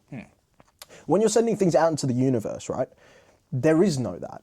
All you're doing is asking and demanding. It's a lot more egotistical, right? Which is why people find it easier to do because they don't have to self-reflect upon themselves. Yeah. Whereas if you ask, say you want, a promotion at your job or whatever, when you go to God and ask for that, whether it's there or not, there's always a subconscious or there's that thought beforehand of, am I actually worthy of asking for this? Can I ask for this? Yeah. And that's where there's that element of grace and like handing it over, right? Where there's an element of penance there. Because in spite of my ways or whatever, can I have, is something that I'm worthy of. Whereas that whole manifestation thing is removing all of the... Gimme. Exactly. Yeah. That's all it really is, right? It's a lot of that whole spiritual thing. And it's, again, the universe and talking about how there's a greater purpose and what the universe wants for you is just God without the judgment, the right and the wrong. Yeah. It's religion without what makes religion actually religion. Because whether people like it or not, all the major religions, their codes of right and wrong is founded in our laws, right? That's what it is, right? It is human. You can say you're born with it, you're whatever. The reason you're born with it is because of instinct, and whether that was God handed to you or whatever. Whatever you believe in, like I'm religious, you or not, whatever. But you need that right and wrong. That idea of universe, it takes some morality out of it. You're relying on human nature, which... Humans kill, humans assault, humans lie, humans are fallen creatures, right? That's what they are. You're relying on the good-naturedness of people if there's no divine being that is judging you for right and wrong. Yeah. Right? So it's one of those things where, I think that rise of that sort of stuff, you're seeing it a lot at the moment of people talking. It's because they crave religion, but they don't want to be judged for what they're doing is right and wrong. They want to live how they want to live without that element of, Yeah, I never put it together, but that makes perfect sense. Yeah. I mean, okay. In case you haven't realised, I live alone in a warehouse. I spend a lot of time thinking. A lot of time manifesting. I spend a lot of time just thinking. Yeah. Yeah. I just sit outside on top of my car and just have a think. That's how, you want to know how I pass my time? I sit and think. I'm not writing, I'm just sitting and thinking. Fair. Just pretty much it, To jump back to the converting and having the conviction, the religious antagonist that we have, there's an antagonist on top of him who's a zealot religious and who is the more leaning towards the, if they don't convert, I will kill. This, I'm just going to call him his name, Hrathen, is the religious guy. Hrathen, the whole reason he's there converting people is because the place where he was last converting, it ended in a massacre, and he's there to prevent that this time. He wants to save all these people.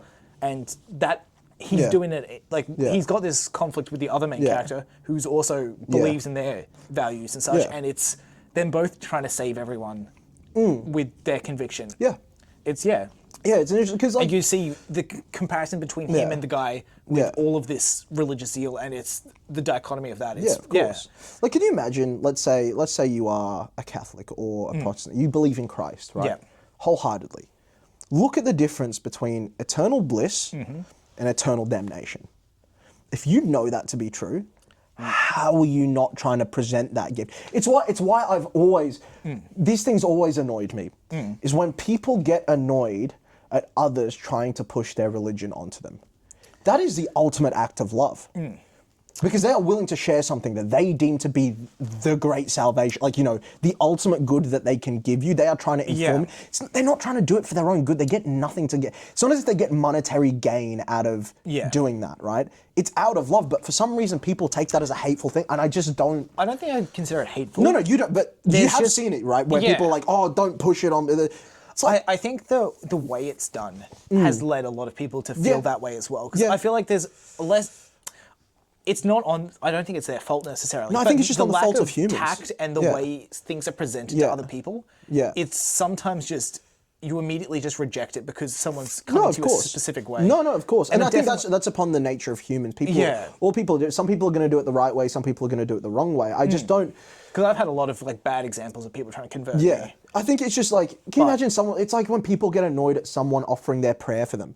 Like, do you know what that actually like? Put Is yourself. that something people like? So your prayers mean nothing. Like, how about you do something about it? It's like, put yourself harm, in that no person. foul. It's like, so you put yourself in that person's Yeah. shoes. That is the most gracious and loving thing that they can do for you based on their worldview. Makes no sense to me. That's a strange. I don't see why would people have an issue with that. You see it all the time whenever there's like, someone like say there's a natural disaster, people say, oh, thoughts and prayers, this, that, the other, and then they'll always go to the people that kick on and be like, well, it's not actually doing anything. How about you get over here and help, or, you do this. It's Like, not causing any harm though. Well, if anything, like if it helps. but yeah, I've just thought it's strange when Yeah. people take offense to others trying to share religion with them. Yeah. So I mean, shocker. Yeah. Our series name, or our saga name, Godsend Saga. Yeah. There's a touch of religion involved in that. Yeah. Which we both have different perspectives of. Yeah, absolutely. But I'd say a similar Just like respect. characters, just like characters will have Yeah. different perspectives of. So there's a bit of cool stuff with that. Yeah, absolutely. Read yeah. our book. Yeah, definitely. But yeah, it was just a thing. I've just been thinking about the spirituality versus religion one a lot. I just think it's Has the that been biggest. a lot lately, or is it just in Possibly. general? I thought about it a number of years ago, but it just came up to me again with the prayer versus manifestation thing. I was just thinking about that. Yeah, I'm like, okay. it just, to me, it just proves even more that people crave religion. They need it. They need God. They need Yeah. religion in whatever sense that might be. I'm not the one there to tell you. I'm still trying to learn that myself. But Yeah. like turning to the universe and try to come on, like Same thing.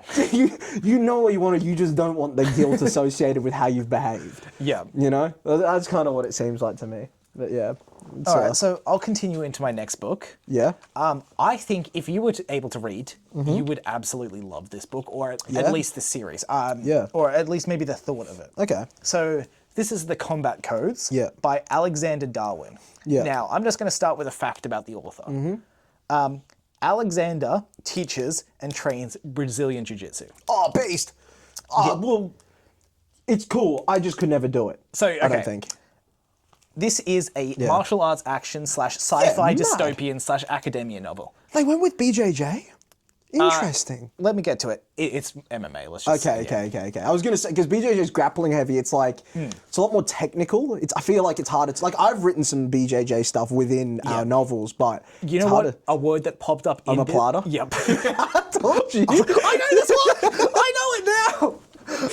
So now I feel a bit more justified us having it in there because this other book. But okay. Sometimes you got to let the reader discover.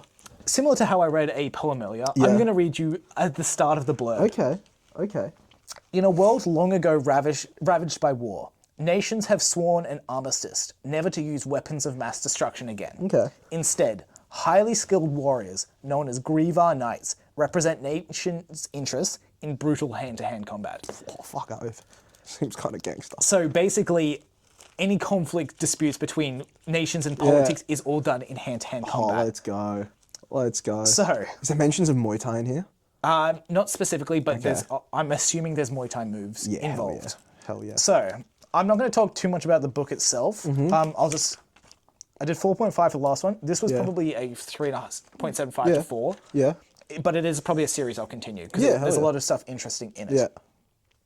Yeah. So themes of discipline, loyalty, self-discovery, hierarchy. Yeah. We have juxtaposition in the main characters. There's two.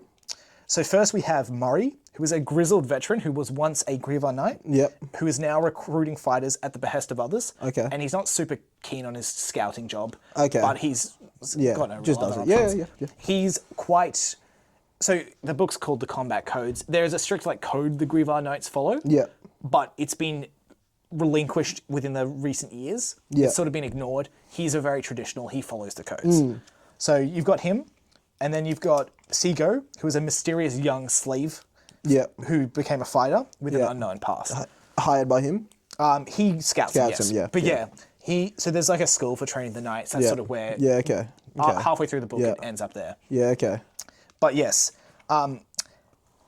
it's mostly focused around the action scenes and the philosophy of these codes, which I think two things that you would like. Yeah. I'm just going to read out one of the codes, the main one. Yeah. So it's the question, why do we fight? And the answer, so the rest shall not have to. Cool. That's, Cool. I like that. It's, pretty cool one. Yeah. So that is... I also think all men should fight at least once in their life. It's, it's a lot more... There's a hierarchical side of it, and it's the small population sort of bred almost to be these knights as well. So it's... I'm interested to see where it's going. I think... I did very briefly looked up the author in the book. It didn't have very many reviews on the app that I used. I think it was only 200 or something. Okay. And then close to 2,000 on Goodreads. Okay. So it seems relatively small. It was nominated for an award. I don't think it won, but I think it came out 2020. Right. There's 3 books out. I'm probably going to read all 3. Okay. So Yeah, interesting. How's the technical side of things in comparison to what we write in terms of the fights? Relatively similar. It's probably the closest comparison I've found in any reading. That's cool. I genuinely think you would love to give it a read if you were able If I could read, yeah, it's a shame. But yeah, that actually does sound There is pretty some awesome. cool magic system stuff as well, which I didn't really write down, so this is all off the dome. They have these sort of arenas where there's sort of emotion manipulation, rings. So some rings might make you think too creatively. Right. Okay. Certain things that might make you listen to the crowds, they go for the kill, you're more willing to go for the kill. There's all of these sort of things. One of them sort of being time dilation as well. Huh. So there's this very technical combat sort of paired with this ability to resist certain things. Interesting. Interesting. I'm not too sure how everything works. There's a lot they've set up, but not sort of... there's a lot there. And I think there's lots of ways it could go. I don't know if it's just a trilogy or it's going to continue. Yeah. But Sounds interesting. Yeah, there's definitely some cool I'd stuff be interested to read some of the fight scenes just to see how it is compared with ours. Because ours are pretty technical, but without being overwhelming, I feel like. It's cool because you've got this contrast of the gladiators who do not give a shit about the codes. Yeah. They will just hit a body while it's down. While you've got Murray and Seago, who are code followers, who are they will go for a choke finish in BJJ rather than just beating the shit. Author is definitely a BJJ nerd. Yeah. Like one of those supremacist types that thinks if you know BJJ, you can beat everyone in a fight. In reality, if you're in a street fight, you go to the ground, you're getting your head caved in, mate. That's sort of what it is in this. There's those who are just brutal with it, and then there's those who are sort of more respectful. Yeah, BJJ's cool. I just couldn't do it. It's too contacty. I don't like being touched that much. You know, I much prefer striking where I can stay at a distance. You know, I much prefer striking at a distance, or yeah. He didn't fall for it, guys. I much prefer that. Whereas BJJ is too in close. I don't, it's not. With my limited knowledge of different martial arts, the two that interest me the most are Muay Thai and Capoeira. Capoeira is cool. I feel like you'd take it's not. I think Capoeira is less applicable, but it interests me. There are definitely I think there are definitely a lot of knockouts in MMA that have been done off capoeira stuff. Like famously, I know like Conor McGregor used to have a bit of a capoeira flair to a lot of his like spinning kicks and that sort of a thing. Wow, he doesn't seem the type. From what I've seen of him, he doesn't look like. I don't watch fighting. Back in the day, he was so fluid, so smooth, attacked from all different angles. He was So sort of like Nazo. Yeah. Okay. Yeah, honestly, in terms of how I would compare him to, like, very much like just all different angles would come at you from like weird stances and like Unpredictable. Yeah. It was, and the way he would he had that grace of capoeira. There are a few guys that I'm trying to think. There's a few Brazilian guys. Definitely one that's on the tip of my tongue. I'm trying to think that does try a little bit of capoeira stuff.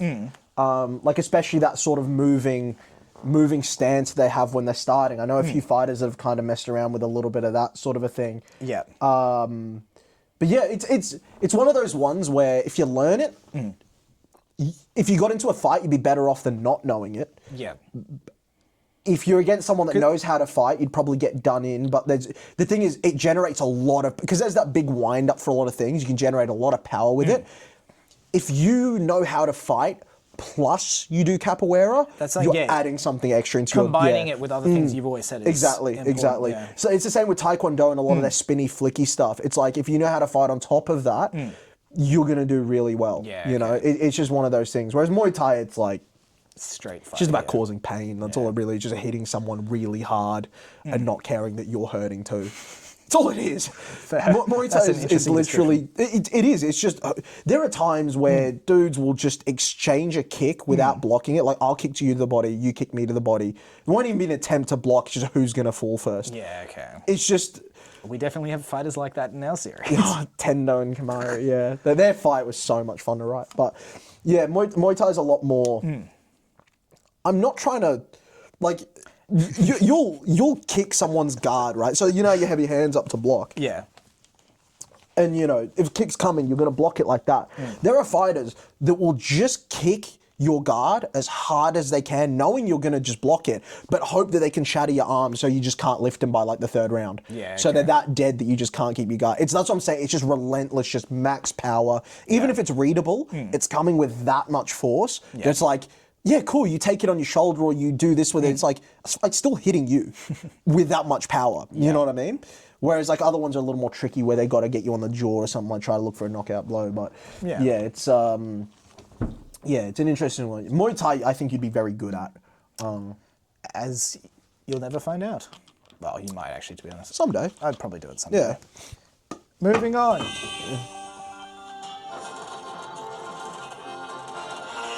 That's enough of that. Yeah. Weather. I'm doing it all. So. Do you know where we're at right now? It doesn't matter. 90 minutes. It's an hour and a half. That's fine. We can do 2.5 hours. Sam? No. I will say, if we end up at 45 minutes of fish talk, I think it'll be quicker than 45. We need to try stick to segments. Okay. This is us like on the air planning. I reckon segments can go like 15 to 30, but like 60 to 70% of that should be like our discussion on, say, that just book there. Yeah. Whereas you present the idea, then we that. You know what I'm saying? I think I've got some room in this one. Do you think you've got some room? Well, my ankle hurts. I mean, we'll do it in futsal chat later. Sports. Yeah. Yep. Let me start. So. I went back to an old favourite of mine, and by that I mean the first time I did a science chat. A video from Dan and Blue popped up, who was the guy who did the immortality in nature. Yeah. And this was mimicry. Oh, that's cool. Yeah. So I was like, perfect, this ties into Eli. Yeah. We were talking about, check out our next Becoming Authors, where we talk about Eli in full, power of imitation. Yeah. This is very similar. Yes. So, I've got 5 different types of mimicry. Yes. Which I'll hopefully go through quickly. Yes. And one of them is bullshit. Oh, nice. I've listened to what you've said. Yep. I've come up with a one for you. Okay, interesting. Okay, now we can get involved. All right. There are 5 types. Run them down. Let's start with this type. Yeah. So, give me what it is, how it works. So I'll tell you the type of mimicry, talk to you about it, and sort of, I'll just do it that way. So, first one, parasitic mimicry. Okay. So it's in a type of aggressive mimicry, Yep. but rather than killing, it's just harming. Okay. So, I mean, parasite, you sort of know what's happening. Yeah. So, the pocket brook mussel. So this mussel lures predatory fish such as largemouth bass, Yep. using its mantle, which is the fleshy tissue, Right. so it's got, The bit you eat. no, it's like the bit that sticks out the top of you see when it's closed, it's got those little feelers coming out the top? It's sort of that. Okay. So it's got two on either side, Yeah. that when it wiggles them, it kind of looks like fish. Okay. It actually looks pretty realistically like fish. Yeah. So yeah, it wiggles it to lure these predators to come in and eat these small fish. When the predators go to bite it, the mussel shoots out a bunch of its babies into it. Nice. So it's larvae into their mouth. Yeah. So the larvae attach to the gills. Yep. And they drink the host's blood. Crazy. For several weeks before dropping off. Yeah. And beginning the cycle again. Yes. Okay. Yeah. So Does that kill the fish? no, it just hurts them. Okay. So the video is pretty cool. Yeah. You've got the fish goes in. It's like an explosion of babies. Okay. It's, Right. white liquid. Yeah. Right. It's pretty interesting. Yeah. Yeah. So parasitic mimicry. That's the first one. Yep. Not quite like our legious, but No. Second one. let's go to intersexual mimicry. Okay. So this is mimicry where creatures of the same species mimic the other gender. Okay. This is males mimicking females. Yeah. Is this this wouldn't be like the, is it the parrotfish? Not familiar. Parrotfish changes gender. No, this isn't changing it. This is mimicry. Okay, it This just is copies it. all Yeah. Okay. Imitating. Yeah, okay. Yes. Okay. So, the giant cucklefish, as I'm going to call it. The giant cuttlefish. Yeah. Cucklefish. So, in giant cuttlefish, males, just like humans, being bigger is better. Yeah. Mosh lad. So larger males woo females more easily and bully away smaller males. Yeah. Okay. Just like your flirting tactic. I've written down in brackets in my notes the TOC strategy. What the fuck, man? So yeah, these larger males just fuck off all the little guys. Yeah. So the short kings have adapted. Yeah. They've developed a sneaky cross-dressing strategy. Oh no. So, because cuttlefish Sam flirting tactic. and it works. Again, he pole danced.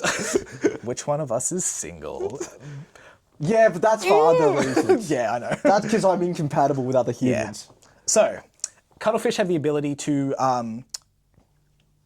make visual adjustments to themselves. So they, I don't know if you've seen them when they're alive in the ocean. They can sort of make patterns across their body. It's usually used for like hypnotic stuff for its prey. It looks pretty cool. Yeah. But this one they use it to disguise themselves They as also females. taste like shit, as we discovered. Some cuttlefish is good. Yeah, the ones we had. Yeah. Poo. Oh, that was terrible. That was awful. Go watch the Becoming Authors in Sydney Part 1. That was... Yeah. That was dog shit. One of the most woeful meals. Yeah. I think it... All things considered... Oh, together it's definitely our worst meal. Maybe of all time, not my worst meals. I'm trying to think if I've had a worse meal. In terms of just like I couldn't taking name into it, but I don't think consideration that's the worst. everything. Yeah. Like, you know, like the circumstance, how tired we were, how hungry we were. Like, I don't think there's been a worse meal. There are a lot of factors there. That's what, you know what I'm saying? Like, Because overall, like, for me, especially, for someone who doesn't eat, or who does eat every day, yeah. I'd gone all day without eating, and then that was my meal You know of the what day. I'm saying? Like, it was so disheartening. Like, it was shit. Yeah. So these cucklefish, these males, they disguise, because they're small and able to disguise themselves. They pass as females. So they stick next to the female while the big male is watching. And the big male just assumes it's just two females having a chat. But basically the male comes in and quickly mates with it and then fucks off. Yeah, true. True. The Sam method. Yes. So this strategy is relatively common in fish. Yeah. Salmon and peacock blennies, remember the name blennies, also do the same. Okay. It might happen in other ones. Those are the other two examples I have. Okay. All right. Number 3. Phantom barracuda. Pretty beast name. Yeah. So, while most barracudas are... Is this the same type of... Oh, sorry, mimicry. Yeah. This is Wasmanian mimicry. Sorry. Let me just, oh fuck, I forgot to write. Oh, okay, sorry. This is social mimicry. Okay. I'll get to it. Wasmanian is not a real word. It's named after someone, obviously. There's a guy out there named Wasmania. I hope his first name is Was. His last name is Mania. Well, funnily enough.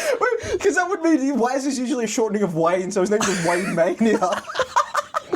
There's also a Basmanian mimicry. Basmania, So there's oh a my god. Basmania and a Wasmania brothers. Yes.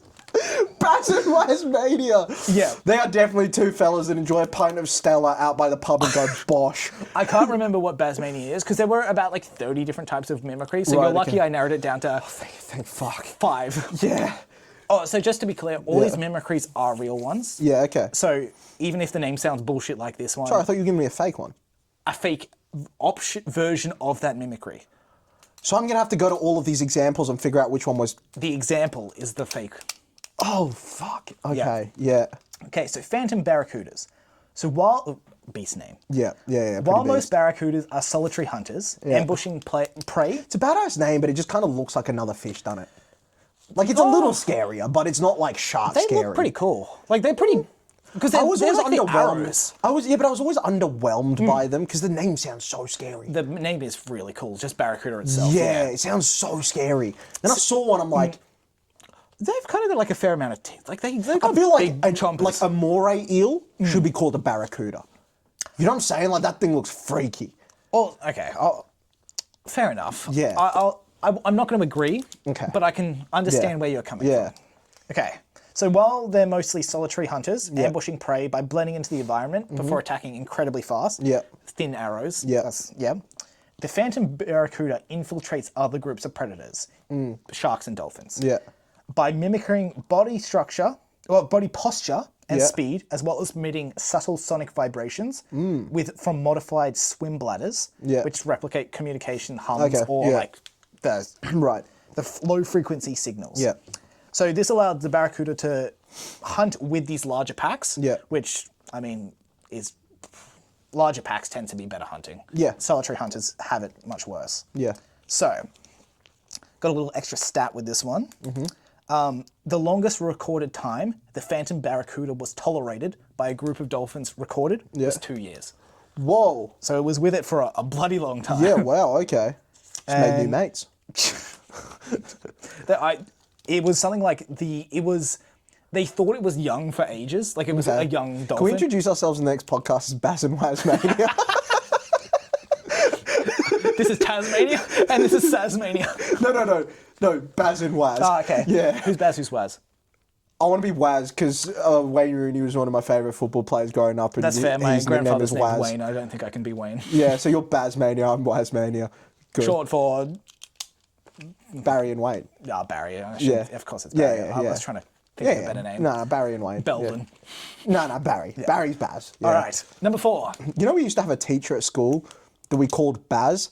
His first name wasn't Barry, and his last name didn't sound like Barry either. Was there any story I behind don't it? know. No one knows, but he was just known as Baz.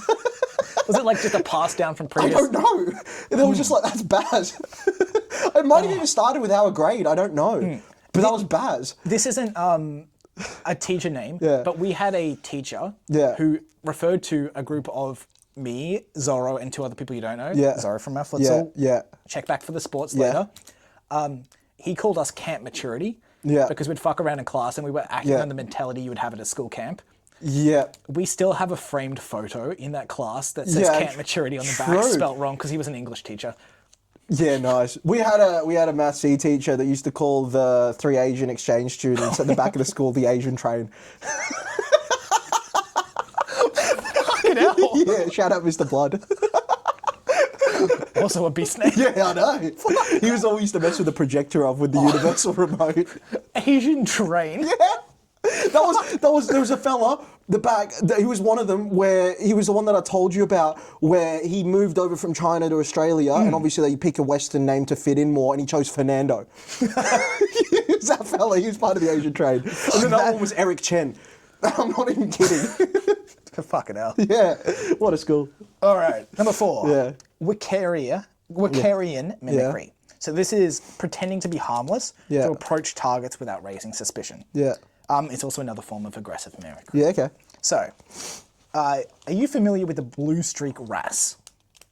No. So this isn't the one that mimics. So Okay. do you know those cleaner fish? Yes.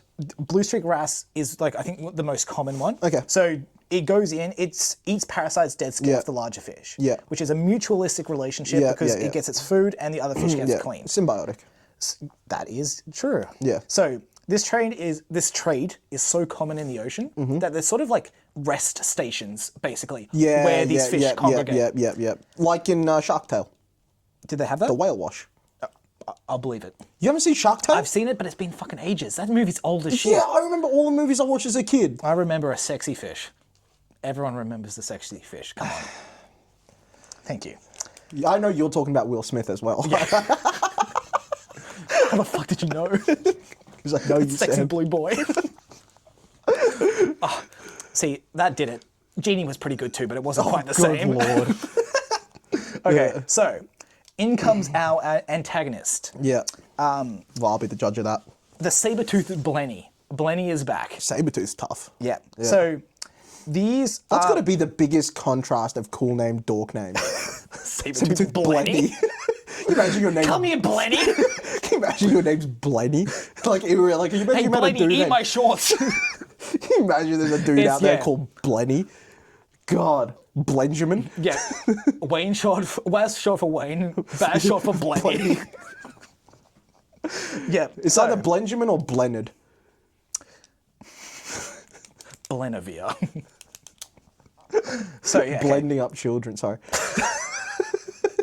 that's a I'm no reference to Albie. an old. That's a reference to an old YouTube channel. Yeah.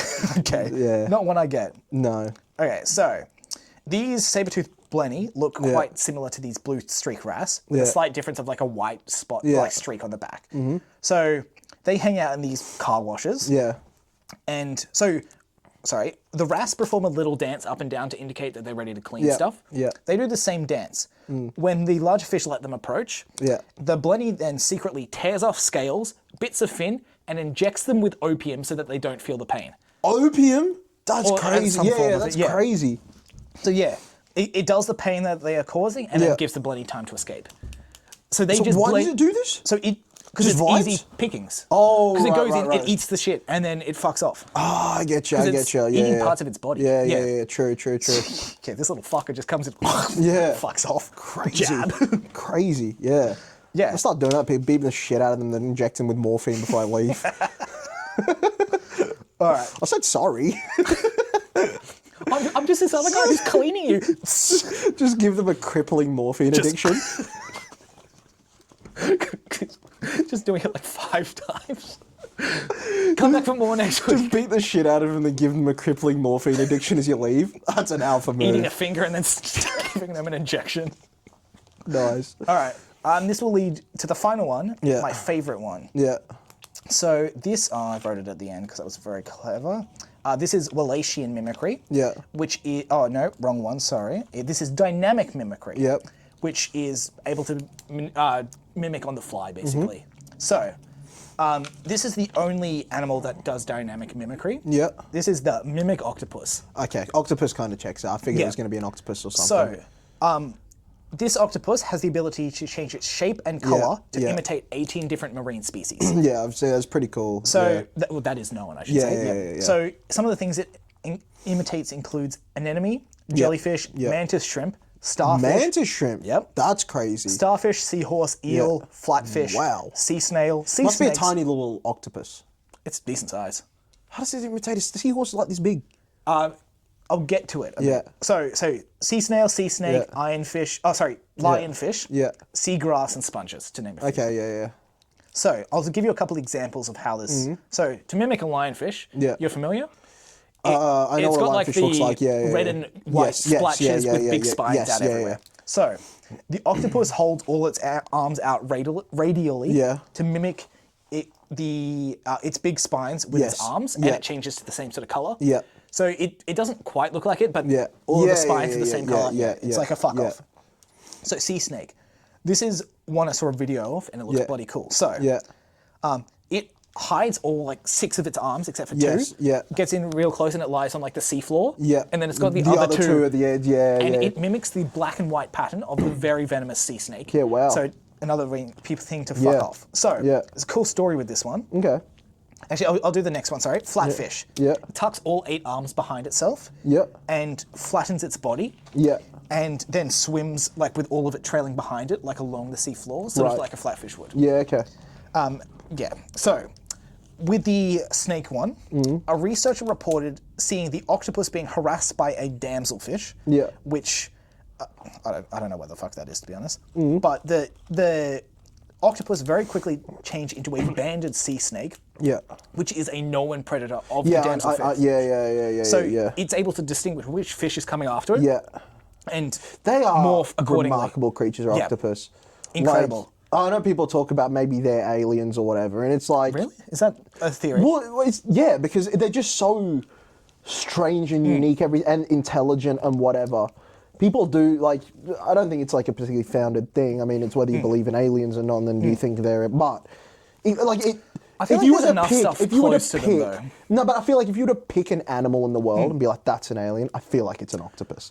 Being able to do all that sort of stuff, change colour and fit in tiny spaces and... But I feel like there's so much other examples of that in nature. Like you've got, for like just the colour change, you've got your chameleons. No. For like your tentacles, you've got your squids, you've got your but it's like how it squeezes into tiny spaces and can like undo bottle cap. Like they're real smart and all that as well. I just feel like they're it's... in those top intelligent animals or something like that. Yeah. And I guess let's look at them. Because a squid has got all its tentacles. It's like... The way it's shaped and all that with its tentacles coming from all sides, it's a bizarre looking creature. There's definitely alien inspiration done from them. No, of course, but I don't think they're aliens or nothing, but it's a strange creature. Yeah. So, the octopus is clever enough to choose the best form for specific occasions. Fuck. Yeah. So, mimic octopuses can also mimic on the fly. Yeah. They can see something and are able to intelligently mimic it. Yeah. Which is why it's dynamic mimicry. Yeah. So, I lied twice in this. Because this one isn't to do which story is false. Yeah. Because this also has a second type of mimicry. Oh. It also has Lacian mimicry, which I said by accident earlier. I fucked up. Yeah. So this is a mimicking reproductive signals and appearances of females to attract males. Right. So this octopus also imitates and can give off the same signals as a crab wanting to mate. So Crazy. There's also a crazy video out there of it being the same color of this purple crab. Yeah. It doing all these things and then it just engulfing over it and devouring the crab. So it's big enough to take out a crab. That's insane. Yeah. That's some like horror movie stuff. It was pretty cool. So to just go back through them very quickly to give you them. So we had the mussel, that parasitic mimicry shooting its babies in. Yeah. We had the cuttlefish, which the small males pretend to be females to fuck the females. Yeah. We got the phantom barracuda that blends into packs to hunt larger and more prey. Yeah. The saber-toothed blenny of going in to steal bits of the body. Yeah. And we've got the mimic octopus just being a metamorpho, a shape shifter. So one of these isn't real. One of those are not real. I think... my first instinct is the barracuda. Simply because I haven't heard of them being able to do that. Okay. And also 2 years is a long time. Yes. 2 years is a very long time. I don't even know how long they live for. I actually looked this up because I wanted to check, because 2 years did seem like a really long time. Yeah. They live about 10 to 12 years. Are you throwing me off, though? No, I genuinely looked it up because I was like, 2 years You probably is should have fucking given me long. that info, because now I'm taking that info and I'm moving it on to something else. Well, that's fine. I know, but I could I didn't know 10 to 12 years, 2 years. Yeah. It is still quite a long time, but Okay. I was more... I shouldn't have said that, but yeah. Yeah, you shouldn't have, because I was leaning towards that one, and now I'm not sure if I am. My apologies. My second one, I believe the octopus. Yeah. I'll give you that one. I believe the octopus is the I true believe one. the cuttlefish. Cuttlefish, come on. Yeah. I don't... I'm 50-50 on the... I can imagine the oyster, or whatever it was, the mussel, what was it? Yeah, it was the mussel. Yeah, doing something like that. I think the saber-tooth, but the injecting with opium to not feel pain, I just don't know if it would need to, because there are so many, like, it's such a little thing. You can just grab a scale and fuck off, you know what I mean? So I'm going to say that one. Incorrect. Which one? Your Muscle? first instincts were correct. It was the Barracuda? Yeah, right. I did look up, because I did put a bit of this into a ChatGPT to find some of this stuff. Yeah. The example it gave me was 12 days. Right. And I was like, that seems fucking too short. Yeah, So I looked up how I long don't know. they I lived. would have been blown away by 12 days. Really? Yeah. I looked it up. I was like, I would have thought it would have been like like 2 days, a day or two. I was like, that's way too short. Yeah. For it to be blending in for so long. Yeah. Also, fucking ChatGPT was way too detailed. They were trying to slip in words like assassin, infiltrate, all of this sort of shit. I was like, fucking hell, make it obvious. Okay. So I did dumb it down a touch. Yeah, And okay, yeah. It is 10 to 12 years that they live, which okay. seems like quite a long time for fish as well. So I was like, oh, 2 years seems So okay. okay. But yes, No, 2 years is absurd. yeah, it is quite long. Like, that's a long amount of time to be in with a pack of dolphins. Yeah. You know, but, yeah. It was enough to fool. Yeah, so yeah. I'll take it. Yeah. And yeah, so the one with the least information is and also I think the most common is the pocket brook mussel, Yeah, okay. which it only has a few articles about. It's not very well reported. Right, okay. Which seems strange because it's like very common in America, Yeah. apparently. So Yeah, okay. And yeah, the blenny is real. That's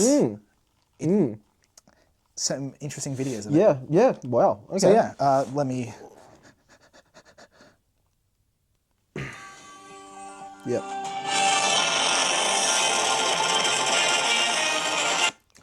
Sports! Futsal. Yes. So, 2 games played this week. Yes. Now, we have been dropped into Division 3 So let's just... both Monday and Wednesday. Oh, we are both? Yeah. Yeah, that's what we're in. Grading is over. The season started. Oh, is this the first game? Yeah, both were. Not a great start to the season, Samuel. No. So, even worse start for me. Yeah. We had enough players on Monday, so I did the authoring side of things a favour. Yeah. And I took it off so I could get some editing done. Yes. In which I did get quite a fair bit done. Yeah, you also researched fish. No, I did that yesterday. Nice. Yeah, I'm just pulling up so I know who played exactly in both days. Yeah. So, Monday. Yes, Monday's game. Yes. Now, the lineup was myself up front. So we had Alan goal. Yes. He was our keeper. Our amazing player. Our Keeper best player extraordinaire, because yes. he's an amazing keeper and decent keepers hard to outfield, yeah. and he's a great player. Then our back line we had Matt, the bulldozer. Yes. The big steam engine that will barrel brick through everyone. shithouse. Yes, the buzz cut brick shithouse is what he is. We had him at the back. Yep. Joining alongside him, Daniel Parker, El Capitano, El Parker. The man with the Spanish flair. Yep. You know, because he once did an exchange here in Spain. Yep. And came back and we figured he's It Spanish was fully now. a Spanish immersion. Yeah, he's Spanish now. Daniel Parker. Then we had Big Albert. Ah, the nonce. Demolition meatball himself. Yeah. The 5'4" wide, 5'3" tall, absolute Mario unit. who loves children. Well, I don't want to lean too far because at some point it feels slanted. Again, he's not. He's not. just the oldest of the group, so therefore he gets stuck with those names. Yes, because You he's know? hanging out with all us children. Yes, despite us all being well over the age of 20. It's, you know. Really?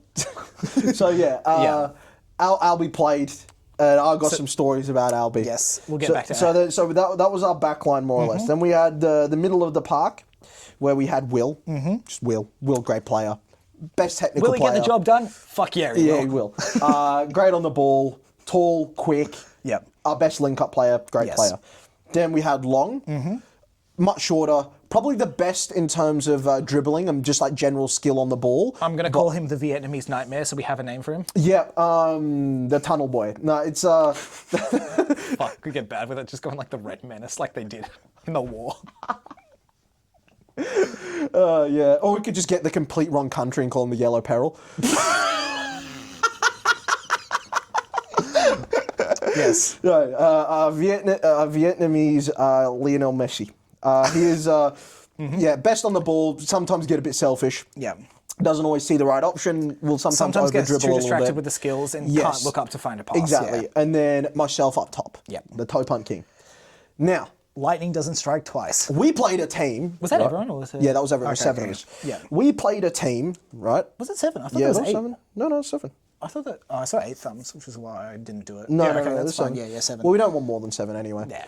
But so it was an interesting game. We the other team was another one of those teams where that damn coach plays for. So the ref. Wongapong Law. There is a ref who is probably a touch older than us. Yeah. Who is Very good. Very good. Yeah. He's in about 5 different teams Yeah. across a number. Well, probably more than that, to be honest. Yeah, and a number of divisions. A number of divisions, a number of days. Yeah. He's definitely a Div 1 level. Yeah. But he does lower his skill level a bit. Not against us anymore. No, he still does. I don't know. He's been putting on some worldies. Compared to what he could do. I don't know. I feel like He doesn't drop it as much against us anymore, but he does drop it a bit to suit the Div he's playing, to give him some credit. Yeah. Well, anyway, But yes, he last does season play. when we were in Div 2, the only games we lost badly were against his team. Yep. And that was Who is now a Division 1 team. Yeah, it was. They were really good. They were definitely way better. We got pumped all season by them, and then we ended up playing them in semis, and we kept it real close. It was 6-5, our best but we showing lost. against them, Yeah, and we played well, man, but they're just too good. And then, so this was another one of his teams. Yes. They were equally quite good. Okay. They were very good. They had a girl in goal that had an absolute blinder of a game. We Yep. just couldn't put it past. She wasn't making dynamic saves or nothing, but They just kept going straight to her? Or? yeah, it was like, because normally you can rely on just like toe poking it just slightly, but I often like to just slot it between the keeper's legs because they can never close them in time. I think she just stood with her legs closed, but came out to the edge enough where it was hard to find an angle around her. Okay. You know what I mean? So Like, she was a close bit down the aggressive with distance. it too? No, it wasn't. Just that was her position. okay, gotcha. You know, so you could definitely put some past her, but it was a bad game. Yeah. We went on a real rotter. 6-1 down at halftime. Tough. It wasn't good. It wasn't good. We pulled it back to 6-all.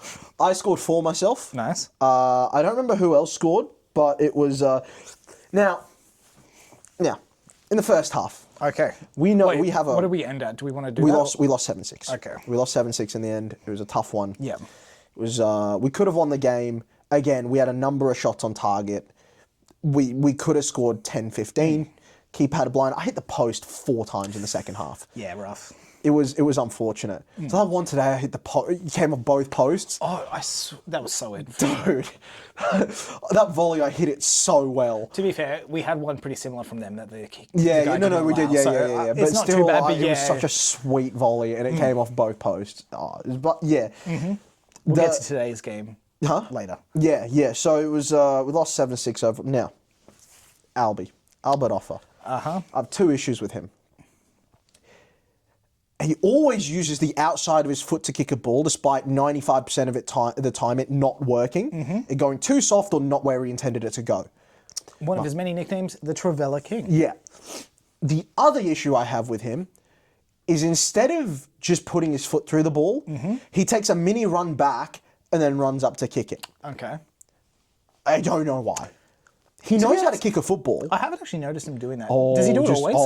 No. Whenever he's got more than like half a second of time. He backs up and then He kicks. backs up, runs up and kicks it, which means everyone knows he's going to take a shot so that the keeper gets to it. Yeah. If he just put his foot through it, he might score. Because it's not a bad shot, but it's because he takes a full run up, full leg swing. The keeper's just like... I mean, again, to recount a bit, we did an intro of a bunch of players who were playing last time. Yeah. Albie is one of our best shooters in warm-up. As soon as the game starts, he doesn't shoot. No. He just Travellas. He just Travellas the ball, it goes Poorly. nowhere near. Or he takes a big run up and the keeper makes a save. Now, he subbed on. He started off the game. This man subs on. The ball rolls back to him. What position was he playing at this point? Meant to be defender, but God knows what he does. He gets the ball, just outside the keeper's area. Takes a big run back, uses a Travella for a pass, misplaces it. First thing that he does, I turn around to them, I'm just like, Albie, for fuck's sake, use the inside of your foot. I swear to God. Yeah. Even he had to have a bit of a giggle. He's like, I heard Talk yelling at me. I'm like, yeah, I was. You've just come on. We're down like 4-1 at the time. Yeah. Your first thing is you've got so much time on the ball, and you're like, Travella. Yeah. Why, mate? Why? Just make the simple He's got pass. such a good pass when he's not Travelling. Oh God, I don't know why he insists on it. Because you would say, oh, he uses a Travella because he's not that great with his left foot. He had the time to think, run back. He could have just used his right foot. Repositioned to use his right foot. Yeah. Yeah, so that was... He's got a unique brain. Yeah, so I should have scored a few more. Will should have scored a few more. Again, I hit the post a number of times. I hit a number at the keeper's legs. I did hear we had a maybe weaker defence at times as well. Yeah, which we didn't did. help. Because we had Albie and Matt at the back, which the thing that you bring is like a very high pace to the back line. You can hustle back and make some really good tackles. Albie and Matt are not known for their pace. No, they are very good at getting in people's way. Yes. If someone's running at them one-on-one, they're okay, right? Honestly, I'd say Matt's better at a one-on-one than I am now. Like, sometimes, depending on the opponent. If the opponent's tricky, no. Even then, sometimes he's just full body. Sometimes, yeah. Because he's got the limbs and such. So he's, he's better a tall at one-on-one. guy, yeah. I'd say I have better positioning / movability to get to Plus, if different someone's people. running with the ball, you just know that you're going to overtake them and put a foot out and like get the ball off them. That's why you're our best defender by far. And yeah, we struggled with that. Yeah. Like, again, both of them, their worst habits are bombing up and not coming back. Yeah. So there were times where we were left with just Will at the back, who's meant to be up there with me. Something that I think that Matt and I work well together, because Yeah. when he does make a bomb, Yeah. he's got me covering him, and when he does make a missed tackle, Yeah. I'm always covering him as well. Yes, So but when I you're think away... when Albie's there, Yeah, who when doesn't- Parker was on, it was okay. Yeah. But it was when Parker was subbed off and we had Matt and Albie at the back, it was it just... happens, yeah. Yeah, there were times where just kind of like the Red Sea part and they would just score sort of thing. And it was like, come on, boys. Yeah. You know, so it was a rough one. So not a great start on Mondays. Now, today, we had a bit of a lesser squad. We had 6 of us. Now, the team was... our goalkeeper was rotational. Yep. So I'll run you. Our back line was Sam. It was... Finally, my name is dropped. Yep. It was Parker, Paco, the Spanish god. Right? And then we had a new fella, Ed, who's one of Parker's mates, works with him. Tall guy. Tall, fairly well-built guy. Interesting fella. Because sometimes he looked like he was a little bit lost on the ball, maybe a bit off balance. And, you know, he might lose the ball or something. But other times he rifled like a real sick shot or would do something that was like I think this is his first experience with futsal, maybe. No. He used to play. Oh, okay. But so my 'Cause he thing with did him, seem like a lot he's more one of of an those outfield guys where player. you sometimes watch like a different sport where he looks like he's out of control, but he's in control sort of thing. Where his technique might be a little bit different. So you're like, is he kind of struggling with the ball a bit? But then he'll do what he's supposed to do. Yeah. You know what I mean? And it wasn't all the times. He did lose the ball a few times. But again, brand new player coming into the team, still adapting. It was a tough one because we had 2 new players this week. So it was, trying to gel, trying to get used to that. I thought he did his jobs really well. You know, He also brought something new. We don't have a proper left foot scorer as their primary foot. Yeah, he had a good left foot. I think we should have utilised that more. Yeah. Like when he pushes up, have him in the middle so he can let loose a shot. Something I think that was troubled him a bit today was the positioning with how we play and such. Yeah, which exactly. But I think he's a good centre back option. Yeah. Maybe we even try with him at striker on the times when I'm subbed off. He would be a good striker, yeah. Because you never know. I don't know how well he would turn with the ball because he seemed to get lost with like the little... I think with him, he got lost with like the intricate stuff at his feet. Like the little dribbling things, like how I'm kind of getting decent now of knocking a ball to the side and going, or like doing a little turn and whatever. I think he'd struggle with that more. But if we could get the ball to him with some time, he'd be able to like rifle a left foot shot. And he puts it on target decently well. So that's 3 of us. That was 3 of us. Then we also had at the back, that was you 3. Then up the front, we had me. Yes. We had Long, the tunnel boy. And then we had Long, the Vietnamese Messi. Yep. And then we had Geordie, my mate, guy I've known for a long time. Yep. And it was his debut. He used to play a pretty high level of futsal way back in the day, like middle school sort of thing. Like he was really high level. And then... he was also part of the OG 11 aside. Yes, he was. Definitely made some appearances there. And now he's back. He's back playing futsal for us.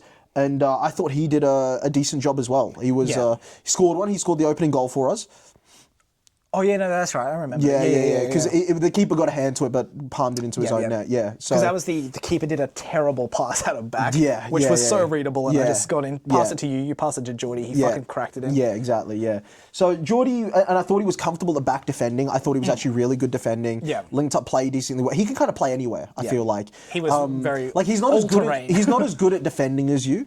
I would say I'm a little better at like finding space and rifling a shot than him. Will would be maybe a little bit better at creating openings, but he's kind of like the second best in all those positions. He was also, you get what I mean? something we were lacking a bit tonight, which Will usually feels, is the movement. Yes. Off Off the ball. Having that midfield player moving around, we definitely were a lot more static tonight. I think Geordie though is that Marvin returning? Looks like it. Yeah. I'll get back down to him in a bit. Oh my god, it's already 9:30. Yeah. We had a 5:50 game today. We left the game at like 7. Did we? Yeah. Yeah, wow. Yeah. Okay. So yeah, the Geordie, like he'll learn, like as in the way we play, especially I think once we have Will around and maybe an Al as well. Having 2 new players. Exactly. And Parker's relatively new. Yeah. As in like he still hasn't been playing futsal in this team for No.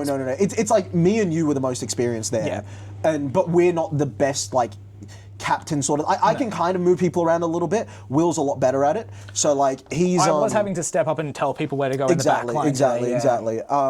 So I feel like with a bit more time, I think both those guys are actually pretty good additions. I actually like them a lot in terms of the way that they would fit in. Definitely. Kind of fill in holes that we could, you know, it's an extra centre back when we need. Geordie can also step into the higher up roles. It's great having someone like him that can sort of play anywhere. Yeah. You know. So and he also did half decent at keeper too. So this resulted in I think it was a 7-4 loss. So it was a tough one. We went down. We went down 4-1. Not having a keeper and having the rotating, having the new players definitely It was tough. It was tough.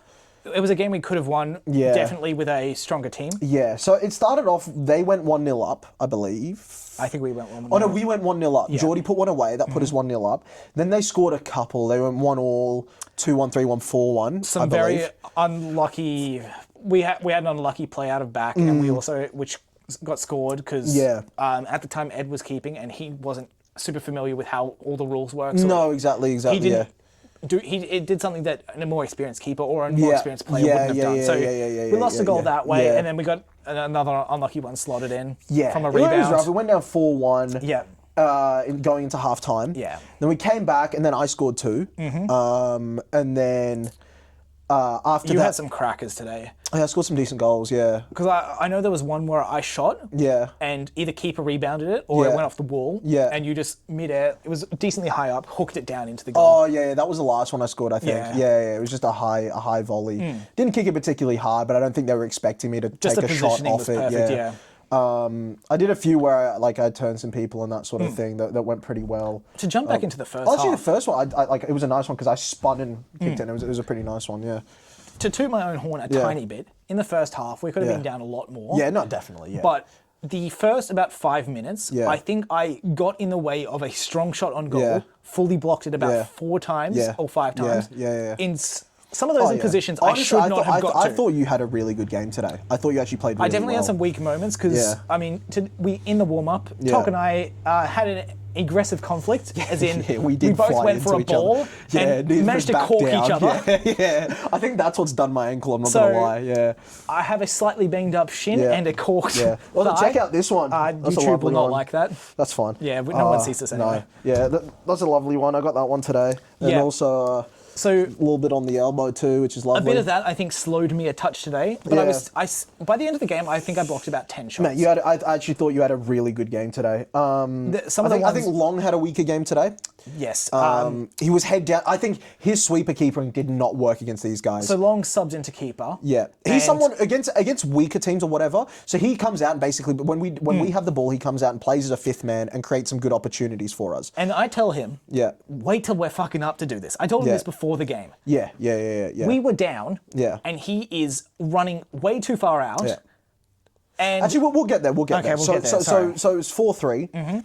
I got us back with 2 goals. Yeah. And then after that, I cost us. We had a free kick in their third.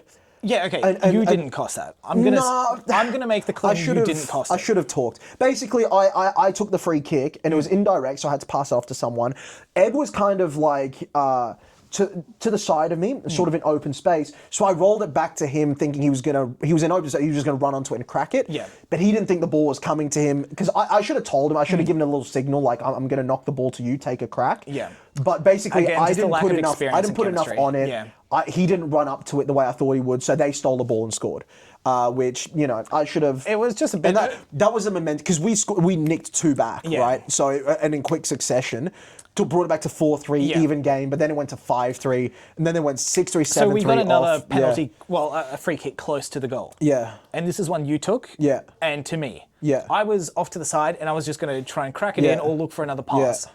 What I didn't realise Yeah. was our sweeping keeper Long, yeah. being way too far out of goal. Yeah. So I don't think I got a proper shot off. Yeah. So it rebounded. The player got it and the goal was completely open. Yeah. We had Ed back there Yeah. blocking the shot, but as in Ed football, got 1 or 2 of those where He Long did? was keeping, where he actually fucking goal. blocked Oh. it. That's why I was actually pretty happy. Like, Ed put in some good, because there was one in Yeah. particular where they were 1-on-1 with him, and he wasn't the keeper, Yeah. and Long wasn't back, and he managed to save it, which was actually really to give a sick. bit of context Yeah. for those unfamiliar with futsal, there's a zone that the keeper's allowed to go into, but no Yeah. other player is. Yeah, and so he was on the edge of So that, when and yeah. when the keeper runs out, we tend to put one player blocking the center of that. Yeah. Ed was doing that Yeah. very well. And the reason we do that is because when Long's in goal and he pushes out, Long he's is good a on the stronger ball. outfield player than and he's usually good on the me, who ball, takes the role of blocking and it's the fine goal. for you to hold back. Yes. You know, so I and play a again sweeping against different role opponents, naturally, it works. yeah. And even then today, he did create chances off it, right? But it was more as soon as he dispatched the ball, he stayed up. He needs to push forward, hand it off, and get back. Gave me the right? shits today with how he was playing. Yeah, I with know. it. You guys had a bit of an altercation over it, but So this specific kick, Yeah. you pass it to me, they get it. yeah, They make the run and shoot from quite far out. yes. Unfortunately, Ed, not any criticism No, of no, Ed. he just Ed couldn't did get his to it. best to Yeah, get it. yeah. He was just unfortunate. Yeah. It just got past him. Yeah. What I do have issue with is our keeper fucking being a million miles out of goal. Yeah. It was again. That was how we lost. We They went, scored 3 goals with him being out 6-3, of goal. 7-3. Yeah. It was 2. It was 3. Was it? Yeah. Yeah. Okay. Yeah. Wait. How? The first one wasn't as far out, but he was outside the box. He'd come Off out. the free kick, yeah. No. So there was the free kick one? Yeah. No, it's in the free kick one where I went to pass it to Ed. Oh, was that where he was outside Because the that box? was the just a 3 bit? goals. It was. He ran out to try and do a was the one to go one-on-one. 5-3, and Yeah. then it ended up 7-4. So That's right. He ran out yeah. to do a one-on-one. Yeah. And just cocked it up badly, and they just got Yeah. an easy pass through him. Yeah. Then he was out fully. He was up in their half after Yeah. playing it around to a few people and Yeah. still waiting up there and Yeah. just not coming back. And then there was this one. Yeah. It was unfortunate. I think we got to 6-3. I scored another one, got us back to 6-4. Yeah. And then it was 7-4 in the end, and it was a rougher game. It was a tough game. They weren't rougher as in physically. Yeah, physically. It was pretty physical because it was one of our- varies from ref to ref. Some refs are so stringent on it, other ones are pretty lenient. This was a pretty lenient guy. This other team was grabby. Yeah, that's for They sure. were willing to put an arm out, Yeah. hit Well, people. that's how that happened. I got shoved in the back. Yeah. I was pretty sick of it because I kept Yeah. just looking at the ref being like, what Yeah. the fuck? Yeah, This you is- were actually getting a little, yeah. And there was one time I went up for a fairly aggressive run for myself. Guy comes in, basically barges me out a bit. I just Yeah. threw myself. I usually don't do that. Yeah. I just threw myself because I was so sick of them getting away with it. Yeah. The ref just had to be like, Yeah, it's a yeah, free yeah. foul, which unfortunately is the one that led to the goal. Yeah. But it happens, but it was You know, an unfortunate karma's one. a bitch, eh? I think we did okay considering they were all good on the ball. most of them were good. Yeah, on the ball. they were decent players. There's probably a solid one or two 4. of them that were actually like pretty damn good.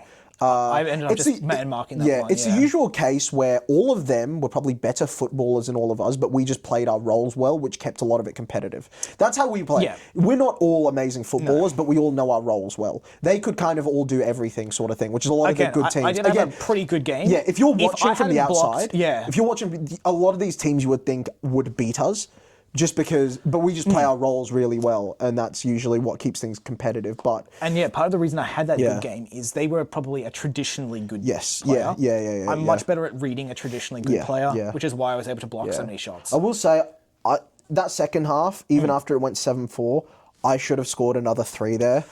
Because there was a couple there where I had the ball one-on-one, I knocked it round the defender, and then One of those they goals, got I'm to not say, happy with being counted either, because the Yeah, refs are inconsistent with yeah, I calling know, players yeah, running into the goal, running into the goal and all that. Yeah, One of their players did, and the goal was Yeah. allowed, but he was it was well a and little truly. There was annoying. no chance he was Yeah. ever not coming in, so No, it shouldn't no. have been counted. it was an unfortunate one. Yeah, finished 7-4 in the end.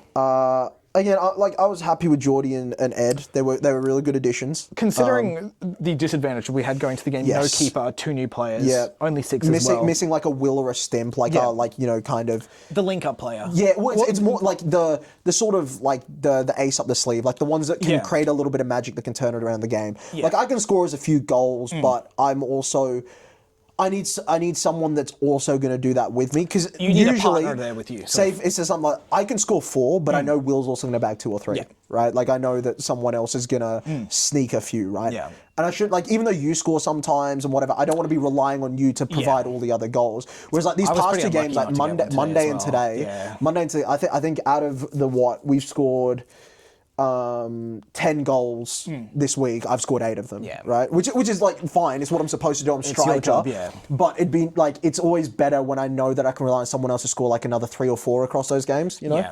So I was pretty close with a few of my shots Yeah, today. It's unfortunate. yeah, it happens. But yeah, their keeper was also half decent as well. They were sub and keeper too. They were, but I know one of them in particular. Is again, I wish that volley I hit off one post, off the other post, and out. Which, it was annoying because I connected with that really. It was off the left foot as well. It was a really nice connection. There was definitely times towards the end of that game. I think a combination of the sore legs and being gassed from making a bunch of runs. Yeah. There was a few times where I should have gone for chasing down plays and I just couldn't. Yeah, that happens. So- you were a workhorse out there. It was. I think I was only off for like 5 minutes the game, and I made quite a lot of runs aggressively. Yeah. Because we lacked the aggressive element, I think, sometimes. Yeah, I guess we just have to bounce back for both next week. Yeah. I think we can. We I'd say our win percentage as a team, especially over these last couple seasons, is probably in the 70% range. Yeah. We win more than we lose. So to lose 2 in a week is a bit rough, opening games both seasons. But hopefully we can bounce back, still make semis and all that. That'd be nice. You know, it'd be nice too. But we'll have to see how we go for next week. I don't think it's not going to be previews anymore. It's going to be post, isn't it? Because before we used to record on Mondays, which would be This is an odd both games. recording day just because of the But are we gonna scheduling stick on to this? Monday. Are we going to stick to Wednesday halves? I guess it depends because we'll probably try and do both videos at the same time, so it depends Yeah, when that's what I'm stuff is saying. scheduled. Yeah. That's what I'm saying. Because we'll now be set until next It probably also Wednesday. doesn't hurt to do a couple extra while I'm gone. Yeah, no, of course. It's just up to you. We can, But yeah, we'll work it out. That's an oft podcast discussion for us. Yeah, definitely. All right, that was a And with that- fucking long one. My word. Let us Oh, don't play us out. Oh, yeah, do that. I'll go and... And we'll float you later. Yeah, all right.